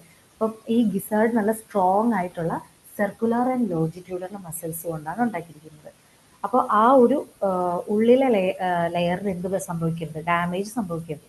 കാരണം എപ്പോഴും മസ്കുലാറായിട്ട് ഇങ്ങനെ വർക്ക് ചെയ്തുകൊണ്ടിരിക്കുകയാണ്. അപ്പോൾ അതിനെ പ്രൊട്ടക്റ്റ് ചെയ്യാനായിട്ടുള്ള ഒരു പ്രോട്ടീൻ ലെയറാണ് കോയിലിൻ. അപ്പോൾ ഇങ്ങനെ നമുക്ക് നോക്കിയാൽ കാണാം. ഇതാണ് ഗിസാർഡ്. ഈ ഗിസാർഡിനെ ലൈൻ ചെയ്തിട്ടുള്ള ഈ ഒരു ലെയറാണ് കോയിലിൻ. അതൊരു yellowish green carbohydrate protein complex ആണ്.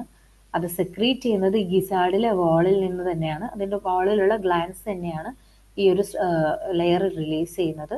ആൻഡ് അതിൻ്റെ പ്രൈമറി റോൾ എന്ന് പറയുന്നത് അതിൻ്റെ താഴെയുള്ള മസ്കുലാർ ടിഷ്യൂവിനെ മെക്കാനിക്കൽ ഡാമേജിൽ നിന്നുമൊക്കെ തടയുക എന്നുള്ളത്. കാരണം ഇവിടെ വെച്ചിട്ടാണ് കട്ടിയുള്ള ഫുഡ് പാർട്ടിക്കിൾസിൻ്റെ ഗ്രൈൻഡിങ് ഒക്കെ നടക്കുന്നത്. അടുത്ത ചോദ്യം, which of the following feathers has a sensory role and is associated with the detection of feather position. So ഇതിലെ എല്ലാം നമ്മൾ എക്സ്പ്ലെയിൻ ചെയ്ത് കഴിഞ്ഞു. അതിലേറ്റവും രണ്ടാമത്തെ സ്ലൈഡിൽ നമ്മൾ ഡിസ്കസ് ചെയ്തതാണ് ഫൈലോപ്ലൂംസ്. അവർക്കാണ് സെൻസറി ഫങ്ഷൻ ഉള്ളത്. സോ ഫൈലോപ്ലൂംസ് ഒരു ഹെയർ ലൈക്ക് ആയിട്ടുള്ള ഫെതേഴ്സ് ആണ്. അതിൻ്റെ ടിപ്പിൽ കുറച്ച് ബാർബ് ഉണ്ടാവും, അത്രേ ഉള്ളൂ. അതിൻ്റെ ടിപ്പിലേക്കാണ് കൂടുതലും ബാർബ് ഉള്ളത്. അപ്പോൾ ഈ ഓരോ ഫൈലോപ്ലൂമിലും ഒരു നെർവ് എൻഡിങ്ങുമായിട്ടായിരിക്കും അത് അസോസിയേറ്റ് ചെയ്തിരിക്കുന്നത്. അപ്പോൾ എന്ത് ചെയ്യുന്നു വെച്ചാൽ ഈ നെർവ് എൻഡിങ്സിന് സിഗ്നൽ പോവുകയും ബ്രെയിനിൽ എത്തുകയും ചെയ്യും. അപ്പോൾ അവർക്ക് ഈ സിഗ്നൽസ് ആണ് അവരെ സെൻസറി റിസപ്റ്റേഴ്സ് ഉണ്ട് അവരെ. അതാണ് നമ്മുടെ ചോദ്യം അതായിരുന്നു, ഏത് ഫെതേഴ്സ് ആണ് സെൻസറി റിസപ്റ്റേഴ്സ് ആയിട്ട് ആക്ട് ചെയ്യുന്നത്. കാരണം ഈ പ്ലൂംസിന് നെർവ് എൻഡിങ്ങുമായിട്ട് അസോസിയേറ്റഡ് ആണ്. അങ്ങനെ ആ ഒരു സിഗ്നൽ വെച്ചിട്ടാണ് ബേർഡ് അതിൻ്റെ മൂവ്മെൻറ്റ് അല്ലെങ്കിൽ എങ്ങനെ ഫെതേഴ്സ് എങ്ങനെ പൊസിഷൻ ചെയ്യണം എന്നുള്ളതൊക്കെ ഡിറ്റർമൈൻ ചെയ്യുന്നത്. So their sensory role supports the bird's ability to adjust feathers dynamically during the movement. അടുത്തത് ഇൻക്യുബേഷൻ അല്ലെങ്കിൽ ഡെവലപ്മെന്റ് ഓഫ് എംബ്രിയോ എന്നുള്ള ഒരു ടോപ്പിക്കിലാണ് നെക്സ്റ്റ് കുറച്ച് ക്വസ്റ്റ്യൻസ് ഉള്ളത്. At what day of incubation does the heart of a chicken embryo start to beat? The answer is day 2, that is within 48 hours. അങ്ങനെയും ചോദിക്കാം. Within the 48 hours നമ്മുടെ circulatory system develop ചെയ്യുന്നുണ്ട്. And heart is one of the ഏറ്റവും earliest ആയിട്ട് develop ചെയ്യുന്ന ഒരു ഓർഗനാണ് heart. And അതൊരു ട്യൂബ് ഉണ്ട്, പ്രിമിറ്റീവ് ഹാർട്ട് ട്യൂബ്. അങ്ങനെയാണ്, നേരെ ഹാർട്ടായിട്ടുള്ള സ്ട്രക്ചർ ആവുകയല്ല, ഹാർട്ട് എന്നുള്ള സ്ട്രക്ചർ ആവുകയല്ല, ഹാർട്ട് ട്യൂബ് ഉണ്ട്. ആ ട്യൂബ് ഡെവലപ്പ് ചെയ്തിട്ടാണ്, അത് ബീറ്റ് ചെയ്യാൻ സ്റ്റാർട്ട് ചെയ്തിട്ടാണ് ഹാർട്ടായിട്ട് മാറുന്നത്. ആൻഡ് ഏർലി സ്റ്റേജിൽ ഇത് ഡെവലപ്പ് ചെയ്യേണ്ടതിൻ്റെ ആവശ്യം എന്താണെന്ന് വെച്ചാൽ, ഇനി ഈ എംബ്രിയോ ഫങ്ഷൻ ചെയ്യാനായിട്ട് അതിന് ന്യൂട്രിയൻസ് എത്തിക്കാനും അതിൻ്റെ ഓർഗനോജനിസിസ് നടക്കാനൊക്കെ ആയിട്ട് ബ്ലഡിൻ്റെയും സർക്കുലേഷനൊക്കെ ആവശ്യമുണ്ട്. അതുകൊണ്ടാണ് ഏറ്റവും ആദ്യം ഹാർട്ട് ഡെവലപ്പ് ചെയ്യുന്നത്. അടുത്ത ചോദ്യം, what is the role of yolk sac in embryonic development? So ഇവിടെ നമുക്ക് ഒരു ഇൻക്യുബേറ്റഡ് എഗ്ഗിൻ്റെ ഉള്ളിലെ സ്ട്രക്ചർ കാണാനായിട്ട് പറ്റും. എംബ്രിയോ സെൻട്രലായിട്ട് എംബ്രിയോനെ കാണാനായിട്ട് പറ്റും. ആൻഡ് അതിൻ്റെ ഏറ്റവും പുറമെയുള്ള ലെയർ കോറിയോൺ കാണാൻ പറ്റും. അത് കണക്ട് ചെയ്തിരിക്കുന്ന യോക്ക് കണ്ടൻസുമായിട്ടാണ് കണക്ട് ചെയ്തിരിക്കുന്നത്. കാരണം യോക്കിലാണ് ഇതിന് എംബ്രിയോയ്ക്ക് ആവശ്യമായിട്ടുള്ള ന്യൂട്രിയൻസ് ഉള്ളത്. സോ ഇവിടെ നമുക്ക് യോക്ക് കാണാൻ പറ്റും. അതുള്ള യോക്ക് സാക്ക് ആണ് കാണാൻ പറ്റുന്നത് ഇവിടെ. സോ നമ്മുടെ ചോദ്യം എന്താണ് യോക്ക് സാക്കിൻ്റെ ഫങ്ഷൻ എന്നാണ്. അപ്പോൾ യോക്കിലാണ് എല്ലാ ന്യൂട്രിയൻസും ഉള്ളത്. അതുകൊണ്ട് തന്നെ യോക്ക് സാക്കിൻ്റെ ഫങ്ഷൻ തീർച്ചയായിട്ടും ഫുഡ് സപ്ലൈ ആയിരിക്കും. So the answer is food supply. So this yolk sac contain proteins, fats, vitamins, mineral, എല്ലാ തരത്തിലുള്ള ഗ്രോത്തും ഓർഗൻ ഫോർമേഷനും ഒക്കെ ആവശ്യമായിട്ടുള്ള എനർജി അവിടെ നിന്നാണ് കിട്ടുന്നത്. ആൻഡ് ബേർഡ് വളരും തോറും അത് യോക്ക് സാക്ക് ഇങ്ങനെ അബ്സോർബ് ചെയ്യും, എംബ്രിയോ അത് അബ്സോർബ് ചെയ്യും. ആൻഡ് ഹാച്ച് ചെയ്യുമ്പോഴേക്കും അതിൻ്റെ യോക്ക് സാക്കിൻ്റെ ബാക്കിയുള്ള കണ്ടൻസ് ഒക്കെ എംബ്രിയോൻ്റെ അബ്ഡോമിനൽ ക്യാവിറ്റിയിൽ, വയറിൻ്റെ ഉള്ളിലായിട്ടുണ്ടാവും. ആൻഡ് വളരെ ഇമ്പോർട്ടൻ്റ് ആയിട്ടുള്ളൊരു ഇതാണ്, ഈ യോക്ക് സാക്കിന് ഒരു ഇമ്മ്യൂൺ ഫങ്ഷൻ ഉണ്ട്. അതായത് ഏർലി ഇമ്മ്യൂണിറ്റി കോൺട്രിബ്യൂട്ട് ചെയ്യുന്ന ആളാണ്. അതായത് മെറ്റേണൽ ആൻറ്റിബോഡീസ് ഒക്കെ എത്തിച്ച് എംബ്രിയോനെ വളരെ പ്രൊട്ടക്റ്റ് ചെയ്ത് നിർത്തുന്നതും ഈ യോക്ക് സാക്ക് തന്നെയാണ്. ഈ ബേർഡ്സിൽ കാണുന്ന ആൻറ്റിബോഡിയാണ് IgY കേട്ടോ. നമ്മുടെ മാമൽസിലൊന്നും കാണാത്ത ആൻറ്റിബോഡിയാണ് IgY. ബേർഡ്സിൽ IgY ആണ് അവരുടെ ആൻറ്റിബോഡി. ആൻഡ് ചില കേസസിലൊക്കെ, ചില ഇൻഫെക്ഷൻസ്, ഈക്കോളൈ ഇൻഫെക്ഷൻ്റെ കേസിലൊക്കെ ഈ യോക്ക് സാക്ക് അവിടെ തന്നെ റിട്ടൻഷൻ ചെയ്യും. അതായത് നമ്മൾ പറഞ്ഞു ഇത് എംബ്രിയോ വളരുന്നതോറും അത് അബ്സോർബ് ചെയ്യപ്പെടും എന്ന് പറഞ്ഞു. അപ്പോൾ അങ്ങനെ അബ്സോർബ് ചെയ്യപ്പെടാതെ ഈ യോക്ക് സാക്ക് കിടക്കുന്ന കണ്ടീഷൻസ് ഉണ്ട്. അതിനെ നമ്മൾ ഓംഫലൈറ്റിസ് എന്നൊക്കെ പറയാറുണ്ട്. So yolk sac retention or infection post hatch can cause early chick mortality. ഇത് ഏർലി ചിക്ക് മോർട്ടാലിറ്റിക്ക് കാരണമാകാറുണ്ട്. So next question is outermost membrane surrounding the embryo inside the egg. അപ്പോൾ ഈ ഒരു ചിത്രത്തിൽ നോക്കി കാണാം അല്ലേ, അതായത് ഏറ്റവും പുറത്തുള്ള ഈ എംബ്രിയോനെ സറൗണ്ട് ചെയ്തിട്ട് ഏറ്റവും പുറത്ത് കാണുന്ന ഈ മെംബ്രെയിൻ ആണ് കോറിയോൺ. ആൻഡ് ഹിയർ നമുക്ക് അലൻറ്റോയ്സ് കാണാം. ആൻഡ് ഈ എംബ്രിയോനെ കവർ ചെയ്തിട്ട് ഇമ്മീഡിയറ്റ് ആയിട്ട് കാണാൻ പറ്റുന്ന ഈ ലെയറാണ് amnion. So the answer is outermost membrane surrounding the embryo is chorion. The chorion ഈ അലൻറ്റോയ്സുമായി ചേർന്നിട്ട് ഒരു കോറിയോ അലൻറ്റോയിക് മെംബ്രെയിൻ ഫോം ചെയ്യും. CAM എന്നാണ് ഷോർട്ടായിട്ട് വിളിക്കുന്നത്. ഈ CAMൻ്റെ ഏറ്റവും ഇമ്പോർട്ടൻറ്റ് റോൾ എന്ന് പറയുന്നത് ഗ്യാഷ്യസ് എക്സ്ചേഞ്ച് ആണ്. ഈ എംബ്രിയോയുടെ ഗ്യാഷ്യസ് എക്സ്ചേഞ്ചിനെ ഹെൽപ്പ് ചെയ്യുന്ന ആളാണ് കോറിയോ അലൻറ്റോയിക് മെംബ്രെയിൻ. ആൻഡ് അത് ഒരുപാട് ബ്ലഡ് വെസൽസ് ഒക്കെ ഉള്ള മെംബ്രെയിൻ ആണ്. അതുകൊണ്ട് തന്നെ ഓക്സിജൻ അബ്സോർബ് ചെയ്യും, കാർബൺ ഡൈ ഓക്സൈഡ് റിലീസ് ചെയ്യുകയൊക്കെ ചെയ്യുന്നതും ഇവർ തന്നെയാണ്. അടുത്ത ചോദ്യം, what major change occurs in the embryo between day 18 and day 21 of the incubation?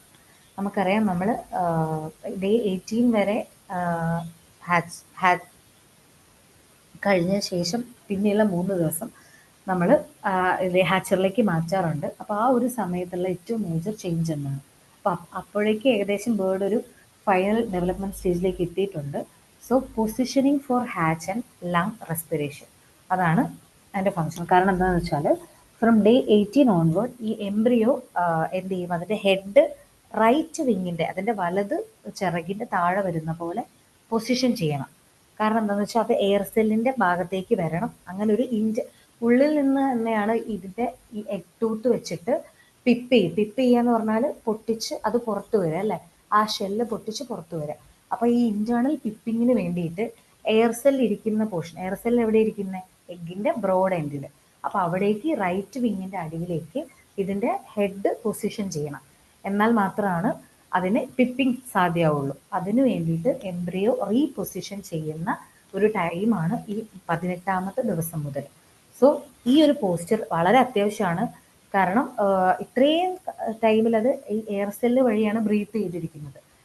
Air cell അതുപോലെ കോറിയ അലൻജോയിക് മെംബ്രെയിൻ ആണ് ഇതിൻ്റെ ബ്രീത്തിങ്ങിനൊക്കെ വേണ്ടി ഹെൽപ്പ് ചെയ്തിരുന്നത്. അപ്പോൾ ആ ഒരു ഇതിനെ മാറ്റി ലങ് ബ്രീത്തിങ് സ്റ്റാർട്ട് ചെയ്യാനായിട്ടും ഈ ഒരു പൊസിഷനിങ് ആവശ്യമാണ്. സോ ഈ ഒരു സമയത്ത് എന്തെങ്കിലും ഡിസ്റപ്ഷൻസ് ഉണ്ടെങ്കിൽ ലേറ്റ് എംബ്രിയോണിക് മോർട്ടാലിറ്റിക്ക് സാധ്യതയുണ്ട്. അടുത്ത ചോദ്യം, which organ in the embryo facilitates the excretion of nitrogenase waste during development? അതായത് എംബ്രിയോൻ്റെ യൂറിൻ അല്ലെ എംബ്രിയോൻ്റെ വേസ്റ്റ് ഡിസ്പോസലിന് വേണ്ടി ഹെൽപ്പ് ചെയ്യുന്ന പാർട്ട് ഏതാണ്? That is the allantois. So ഈ അലൻറ്റോയ്സ് ഒരു സാക്ക് ലൈക്ക് സ്ട്രക്ചറാണ്. അവിടെയാണ് യൂറിക് ആസിഡ് പോലുള്ള എംബ്രിയോയുടെ നൈട്രോജനസ് വേസ്റ്റുകളൊക്കെ പോയിട്ട് അക്യുമുലേറ്റ് ചെയ്യുന്നത്. ആൻഡ് ഈ അലൻറ്റോയ്സിന് കോറിയോണുമായിട്ട് ചേർന്നിട്ട് ഈ ഗേഷ്യസ് എക്സ്ചേഞ്ചിലും പങ്കുണ്ട്. And allantois grows as the embryo develops and eventually reabsorbed before hatching. തിരിച്ച് ഹാച്ചിങ്ങിന് മുന്നേ അത് റീഅബ്സോർബ് ചെയ്യപ്പെടും. ആൻഡ് അലൻറ്റോയ്സ് നന്നായി വർക്ക് ചെയ്തിട്ടില്ലെങ്കിൽ എന്ത് ചെയ്യും, അങ്ങനത്തെ ടോക്സിൻസ് ഒക്കെ അതിനുള്ളിൽ തന്നെ അക്യുമുലേറ്റ് ചെയ്തിട്ട് അത് ഒരു എംബ്രിയോ മോർട്ടാലിറ്റിക്ക് കാരണമാകും. So that is also important. അടുത്ത ചോദ്യം, what is the function of amnion in aid in embryonic development? നമ്മൾ കണ്ടു നേരത്തെ ഒരു ഇമേജിൽ നമ്മൾ കണ്ടു എംബ്രിയോന് ഏറ്റവും ഉള്ളിൽ ഏറ്റവും ചേർന്ന് ഇരിക്കുന്ന പോർഷനെയാണ് നമ്മൾ അമ്നിയോൺ എന്ന് പറയുന്നത്, ആ ഒരു ലെയറിനെയാണ്. അപ്പോൾ ഈ അമ്നിയോൺ എന്താ ചെയ്യുന്നതെന്ന് വെച്ചാൽ ഇതിനെ പ്രൊട്ടക്റ്റ് ചെയ്യാണ്, മെക്കാനിക്കൽ ഷോക്കിൽ നിന്നൊക്കെ പ്രൊട്ടക്റ്റ് ചെയ്യാനായിട്ടാണ് ഈ അമ്നിയോൺ. അമ്നിയോൺ ഒരു ഫ്ലൂയിഡ് ഫിൽഡ് ആയിട്ടുള്ള മെംബ്രെയിൻ ആണ്. ആൻഡ് അതൊരു കുഷനിങ് എഫക്റ്റ് കൊടുക്കും ഈ എംബ്രിയോയ്ക്ക്. അത് കൂടാതെ ഫ്ലൂയിഡ് ഫിൽഡ് ആയതുകൊണ്ട് തന്നെ എംബ്രിയോനെ ഹൈഡ്രേറ്റ് ചെയ്യുന്നതും എംബ്രിയോ അങ്ങനെ നിർജ്ജലീകരണം വരാതെ, അതായത് ഡെസിക്കേറ്റ് ചെയ്യാതെ നല്ല ഹൈഡ്രേറ്റഡ് ആയി നിൽക്കാൻ ഹെൽപ്പ് ചെയ്യുന്നതും അമ്നിയോൺ തന്നെയാണ്. പക്ഷെ അമ്നിയോണിന് ഗേഷ്യസ് എക്സ്ചേഞ്ചിലോ ന്യൂട്രിയൻ സപ്ലൈയിലോ പങ്കില്ല, പക്ഷെ അത് വളരെ വൈറ്റലാണ്. അപ്പോൾ ആരാണ് ഗേഷ്യസ് എക്സ്ചേഞ്ചിൽ പങ്കുള്ള ആളാരാണ്? കോറിയോ അലൻജോയിക് മെംബ്രെയിൻ അല്ലേ, കോറിയോണും അലൻറ്റോയ്സും കൂടി ചേർന്നത്. ന്യൂട്രിയൻ സപ്ലൈ ആരാണ്? യോക്സാക്ക് ആണ്. ഇപ്പം നമ്മൾ പറഞ്ഞു അമ്നിയോൺ എന്താണ് ചെയ്യുന്നത്, അവരൊരു പ്രൊട്ടക്റ്റീവ് ഫംഗ്ഷനാണ്, കുഷനിങ് എഫക്റ്റാണ് എംബ്രിയോയ്ക്ക് കൊടുക്കുന്നത്. What is the most sensitive stage for temperature fluctuations during incubation? The answer is first 3 days or the first 72 hours. കാരണം എന്താണെന്ന് വെച്ചാൽ ഈ ഒരു സമയത്താണ് ഏറ്റവും ബേസിക് ആയിട്ടുള്ള ഗ്യാസ്ട്രുലേഷൻ, ഈ ഗ്യാസ്ട്രുല ഫോമിൽ നിന്ന് മൾട്ടിപ്ലൈ ചെയ്ത് ഗ്യാസ്ട്രുലേഷനും ഓർഗനോജെനിസിസ് ഒക്കെ നടക്കുന്നത് ആദ്യത്തെ ഈ 72 മണിക്കൂറുകളിലാണ്. സോ ആ ഒരു സമയത്ത് temperature, incubation temperature 37.5 to 37.8 degree സെൽഷ്യസിൽ തന്നെ കീപ്പ് ചെയ്യേണ്ടത് വളരെ ഇമ്പോർട്ടൻ്റ് ആണ്. So that will prevent the early embryonic mortality. അടുത്ത ചോദ്യം, which factor does not significantly influence the embryonic development of poultry? So options temperature, humidity, light exposure and egg turning. So ഇവിടെ നമ്മൾ കുറച്ച് മുന്നേ പറഞ്ഞു ആ ഒരു 37.5 to 37.8 is very vital. So temperature is very important. Humidity അതുപോലെ തന്നെ സെറ്ററിലാണെങ്കിലും ഹാച്ചറിലാണെങ്കിലും specify ചെയ്തിട്ടുള്ള ഹ്യൂമിഡിറ്റി റേഞ്ചസ് ഉണ്ട്, അത് മെയിൻറ്റെയിൻ ചെയ്യുന്നത് ഇമ്പോർട്ടൻ്റ് ആണ്. എഗ്ഗിന് നമ്മൾ ഓരോ മണിക്കൂറിലും ഓരോ 4 hours ഇടയിലും നമ്മൾ ടേൺ ചെയ്തുകൊണ്ടിരിക്കണം. അപ്പോൾ എഗ് ടേണിങ് ഇമ്പോർട്ടൻ്റ് ആണ്. പക്ഷേ ലൈറ്റ് എക്സ്പോഷർ വൺസ് അത് ഹാച്ച് ഔട്ട് ആയി, ബേർഡ് ഹാച്ച് ഔട്ട് ആയി കഴിഞ്ഞാൽ മാത്രമേ ഈ ലൈറ്റ് എക്സ്പോഷറിന് ഒരു പങ്കുള്ളൂ. അതല്ലാതെ എംബ്രിയോണിക് ഡെവലപ്മെൻറ്റിൽ പ്രത്യേകിച്ച് ഇൻഫ്ലുവൻസ് ഒന്നും ഇല്ലാത്ത ഫാക്ടർ എന്ന് പറയുന്നത് ലൈറ്റ് എക്സ്പോഷർ ആണ്. So light becomes A major factor only in post hatch management. ആ ഒരു സമയത്ത് മാത്രമേ ഇമ്പോർട്ടൻ്റ് ആയിട്ട് വരുന്നുള്ളൂ. So which of the following is an indicator of good welfare in poultry? Poultry welfare എന്ന് പറഞ്ഞിട്ടുള്ളൊരു ടോപ്പിക്ക് ഡിസ്കസ് ചെയ്യുന്നുണ്ട്. പൗൾട്രി വെൽഫെയർ എന്ന് പറഞ്ഞാൽ ഏറ്റവും നല്ല കണ്ടീഷൻസിൽ ഏറ്റവും എന്താ പറയുക സുഖമായിട്ട് അവർക്ക് പ്രത്യേകിച്ച് സ്ട്രെസ് ഒന്നും ഇല്ലാതെ ഫങ്ഷൻ ചെയ്യാനും പ്രൊഡക്ഷൻ നടത്താനുമുള്ള കണ്ടീഷൻസിൽ അവർ എന്തൊക്കെ തരത്തിലുള്ള ബിഹേവിയേഴ്സ് കാണിക്കും എന്നുള്ളതാണ് ചോദ്യം. സോ ഇതിലേതാണ് ഒരു good welfare indicator? Feather pecking എന്ന് പറഞ്ഞാൽ അവർ തമ്മിൽ കുത്തുക, അത് അല്ല. അപ്പോൾ ഫെദർ പെക്കിംഗ് ഒരു നല്ല കണ്ടീഷനിൽ നടക്കുന്നതല്ല, റെസ്റ്റ്ലെസ് ആവുന്നതല്ല, ഒരുപാട് സൗണ്ട് പ്രൊഡ്യൂസ് ചെയ്യുന്നത് അവർ പേടിക്കുമ്പോഴാണ്. അപ്പോൾ അതുമല്ല. The answer is sustained foraging behaviour. Foraging behaviour എന്ന് പറഞ്ഞാൽ അവരിങ്ങനെ നടന്ന് കൊത്തിച്ചിക്കി പെറുക്കി കഴിക്കുക, അതവർ ഏറ്റവും ഒരു നല്ല ഒരു പീസ്ഫുൾ ആയിട്ടിരിക്കുമ്പോൾ ചെയ്യുന്നൊരു ആക്റ്റാണ്. അതുകൊണ്ട് തന്നെ the answer is sustained foraging behaviour. അപ്പോൾ ഈ ഒരു ഫൊറേജിങ് ബിഹേവിയർ ഇൻഡിക്കേറ്റ് ചെയ്യുന്നത് അവരുടെ ഒരു നാച്ചുറൽ മോട്ടിവേഷൻ, അവരുടെ എൻവയോൺമെൻറ്റ് എൻറിച്ച് ചെയ്യാനുള്ള ഒരു നാച്ചുറൽ ആയിട്ട് അത് ഒരു എഫേർട്ട് ഇടുകയാണെന്നാണ് അത് കാണിക്കുന്നത്. അതുപോലെ തന്നെ അത് സ്ട്രെസ് കുറയ്ക്കാനും സഹായിക്കുന്നു, ഫിസിക്കൽ ഫിറ്റ്നസ് കൂട്ടാനും സഹായിക്കുന്നു. ഫൊറേജിങ് എന്ന് പറഞ്ഞാൽ നമ്മൾ നിലത്ത് ഗ്രൗണ്ട് പെക്കിങ് അല്ലെങ്കിൽ സ്ക്രാച്ച് ചെയ്യുക, ഇങ്ങനെ എക്സ്പ്ലോറേറ്ററി ബിഹേവിയർ കാണിക്കുക, ഇതൊക്കെയാണ് ഫൊറേജിങ്ങിൻ്റെ എക്സാമ്പിൾസ്. അടുത്ത ചോദ്യം, പിന്നെ poultry flock social hierarchy is often established by. എങ്ങനെയാണ് സോഷ്യൽ ഹയറാർക്കി, ഏത് ബിഹേവിയറൽ പാറ്റേൺ വെച്ചിട്ടാണ് അവർ എസ്റ്റാബ്ലിഷ് ചെയ്യുന്നത്? So the answer is pecking order. Pecking order എന്ന് പറഞ്ഞാൽ അവരിങ്ങനെ കുത്തുക എന്നാണ് അതിന് മലയാളത്തിൽ പറയുക, പെക്ക് ചെയ്യുക. സോ ഏറ്റവും ഡൊമിനൻ്റ് ആയിട്ടുള്ള ഒരു ബേർഡ് ഉണ്ടാകും, അവരെന്ത് ചെയ്യും, അതിൻ്റെ സബോർഡിനേറ്റ്സിനെ പെക്ക് ചെയ്യുകയും അതിനൊരു സ്റ്റാറ്റസ്, ഡൊമിനൻ്റ് ആയിട്ടുള്ള ഒരു സ്റ്റാറ്റസ് നിലനിർത്തുകയും ചെയ്യും. സോ ഈ ഒരു ഓർഡർ ഏർലി ലൈഫിൽ തന്നെ എസ്റ്റാബ്ലിഷ് ചെയ്യപ്പെടും. അതുകൊണ്ട് തന്നെ പ്രത്യേകിച്ച് ഒരു കനിബാളിസം പോലുള്ള ഒന്നിലേക്ക് നീണ്ടു പോവാതെ, ഒരു സ്ട്രെസ് ഉണ്ടാവാതെ ഒരു പ്രോപ്പർ ഹയറാർക്കി ഒരു ഗ്രൂപ്പ് ഡെവലപ്പ് ചെയ്യും. So proper space and group management to help maintain a stable hierarchy without ഒരു കനിബാളിസം എന്ന് പറഞ്ഞാൽ പരസ്പരം കൊത്തി അവരുടെ മാംസം കഴിക്കുന്ന രീതിയിലേക്ക് പോകാതെ ഫെദറൊക്കെ കൊത്തി എടുത്ത് അതിനുശേഷം മാംസം ഒക്കെ എടുക്കുന്ന മാതിരി ആ ഒരു ഇതിലേക്ക് പോകുന്നതാണ് കനിബാളിസം എന്ന് പറയുന്നത്. അപ്പോൾ ഇങ്ങനെ പ്രോപ്പർ സ്പേസ് ഒക്കെ മാനേജ് ചെയ്ത് സ്ട്രെസ്സൊക്കെ മാനേജ് ചെയ്ത് ഫീഡും എല്ലാവർക്കും ഫീഡൊക്കെ എത്തുന്ന തരത്തിൽ എത്തിക്കഴിഞ്ഞാൽ ഒരു മത്സരം ഇവരുടെ ഇടയിൽ കാര്യമായിട്ട് നിലനിൽക്കില്ല. സോ വിച്ച് നാച്ചുറൽ ബിഹേവിയർ, അടുത്ത ചോദ്യം, which natural behaviour in poultry is most directly associated with the act of exploring the environment. നമ്മൾ നേരത്തെ സംസാരിച്ചാണത് എൻവയോൺമെന്റിനെ ഇങ്ങനെ എക്സ്പ്ലോർ ചെയ്ത് നടക്കുക എന്നുള്ളത് അല്ലേ, നമ്മൾ കുത്തി പെറുക്കി ചിക്കി നടക്കുക എന്നുള്ളതാണ് അതിൻ്റെ answer. That is the answer is foraging. ഇത് കൂടാതെ ബാക്കിയുള്ള ഓപ്ഷൻസ് എന്തൊക്കെയാണെന്ന് നോക്കാം. റൂസ്റ്റിംഗ് എന്ന് പറഞ്ഞാൽ ഇവർ ഒരു ഹൈറ്റിൽ കയറി നിൽക്കുക, അതിനാണ് റൂസ്റ്റിംഗ് ബിഹേവിയർ എന്ന് പറയുക. നെസ്റ്റിംഗ് എന്ന് പറഞ്ഞാൽ ഒരു മെറ്റേണൽ ഇൻസ്റ്റിങ്ക്റ്റ്, ഒരു മെറ്റേണൽ ബിഹേവിയർ ആണത്. എന്തെങ്കിലുമൊക്കെ കുറച്ച് മെറ്റീരിയൽസ് ഉപയോഗിച്ചിട്ട് നെസ്റ്റ് ക്രിയേറ്റ് ചെയ്യുക, മുട്ടയിടാനൊക്കെയുള്ള ഒരു നെസ്റ്റ് ക്രിയേറ്റ് ചെയ്യുക, അതിനാണ് നെസ്റ്റിംഗ് ബിഹേവിയർ എന്ന് പറയുക. പ്രീനിങ് എന്ന് പറഞ്ഞാൽ അവരുടെ ഫെദർ പ്ലിമേജ് ഒക്കെ നല്ല കൊത്തി വൃത്തിയാക്കുക, അങ്ങനെ ഇരിക്കുന്ന ഒരു പ്ലിമേജ് മാനേജ് ചെയ്യുന്ന ഇതിനെയാണ് പ്രീനിങ് എന്ന് പറയുന്നത്. സോ അടുത്ത ചോദ്യം, which of the following is considered a strong indicator of acute stress in poultry? എന്താണ് പെട്ടെന്നുള്ള അക്യൂട്ട് സ്ട്രെസ് എന്ന് പറഞ്ഞാൽ പെട്ടെന്നുള്ളൊരു സ്ട്രെസ്സിനെ ഇൻഡിക്കേറ്റ് ചെയ്യുന്ന ബിഹേവിയർ എന്താണ്? So answer is that is the panting and open mouthed breathing. അതായത് നന്നായിട്ട് കിതയ്ക്കുന്ന പോലെ ഉള്ളതൊരു സ്ട്രെസ് കണ്ടീഷനാണ് കാണിക്കുന്നത്. ബാക്കിയെല്ലാം ഇപ്പോൾ നമ്മൾ പറഞ്ഞു പ്രീനിങ്, റൂസ്റ്റിങ്, നെസ്റ്റിംഗ് ഒക്കെ ഒരു വെൽഫെയർ ഇൻഡിക്കേറ്റേഴ്സ് ആണ്. അവർ നന്നായിട്ടിരിക്കുന്നവർക്ക് സ്ട്രെസ് ഇല്ല എന്നുള്ളതാണ് ഇൻഡിക്കേറ്റ് ചെയ്യുന്നത്. സോ ഒരു സ്ട്രെസ് ഇൻഡിക്കേറ്റർ എന്ന് പറയുന്നത് പാൻറ്റിങ് ആണ്. സോ അതൊരു ഫിസിയോളജിക്കൽ റെസ്പോൺസ് ആണ്. ഹീറ്റ് സ്ട്രെസ്സിലോ അല്ലെങ്കിൽ അക്യൂട്ട് ഡിസ്കംഫേർട്ടിലോ ഉള്ളൊരു ഫിസിയോളജിക്കൽ റെസ്പോൺസ് ആണ്. മറ്റ് സൈൻസ് എന്തൊക്കെയാന്ന് വെച്ചാൽ ആക്ടിവിറ്റി കുറയ്ക്കുക, വിങ്സ് ഇങ്ങനെ ഡ്രോപ്പ് ചെയ്ത് നിൽക്കുക, അങ്ങനെ ഒരുപാട് പ്രൊലോങ് ചെയ്ത് കഴിഞ്ഞാൽ പ്രൊഡക്ഷൻ ലൂസും ഡീഹൈഡ്രേഷനും ഒക്കെ സംഭവിക്കാം. ഇതൊരു നെഗറ്റീവ് വെൽഫെയർ ഇൻഡിക്കേറ്റർ ആണ് പാൻജി. ഇത്രയാണ് നമ്മൾ ഇന്ന് മൊഡ്യൂൾ 5 കവർ ചെയ്യുന്നത്. മൊഡ്യൂൾ 5 ബാക്കി ഹൗസിംഗ് സിസ്റ്റം, ഡ്രിങ്കേഴ്സ്, ഫീഡേഴ്സ് ഒക്കെ നമ്മൾ അടുത്ത ക്ലാസ്സിൽ ഡിസ്കസ് ചെയ്യുന്നതായിരിക്കും. Thank you.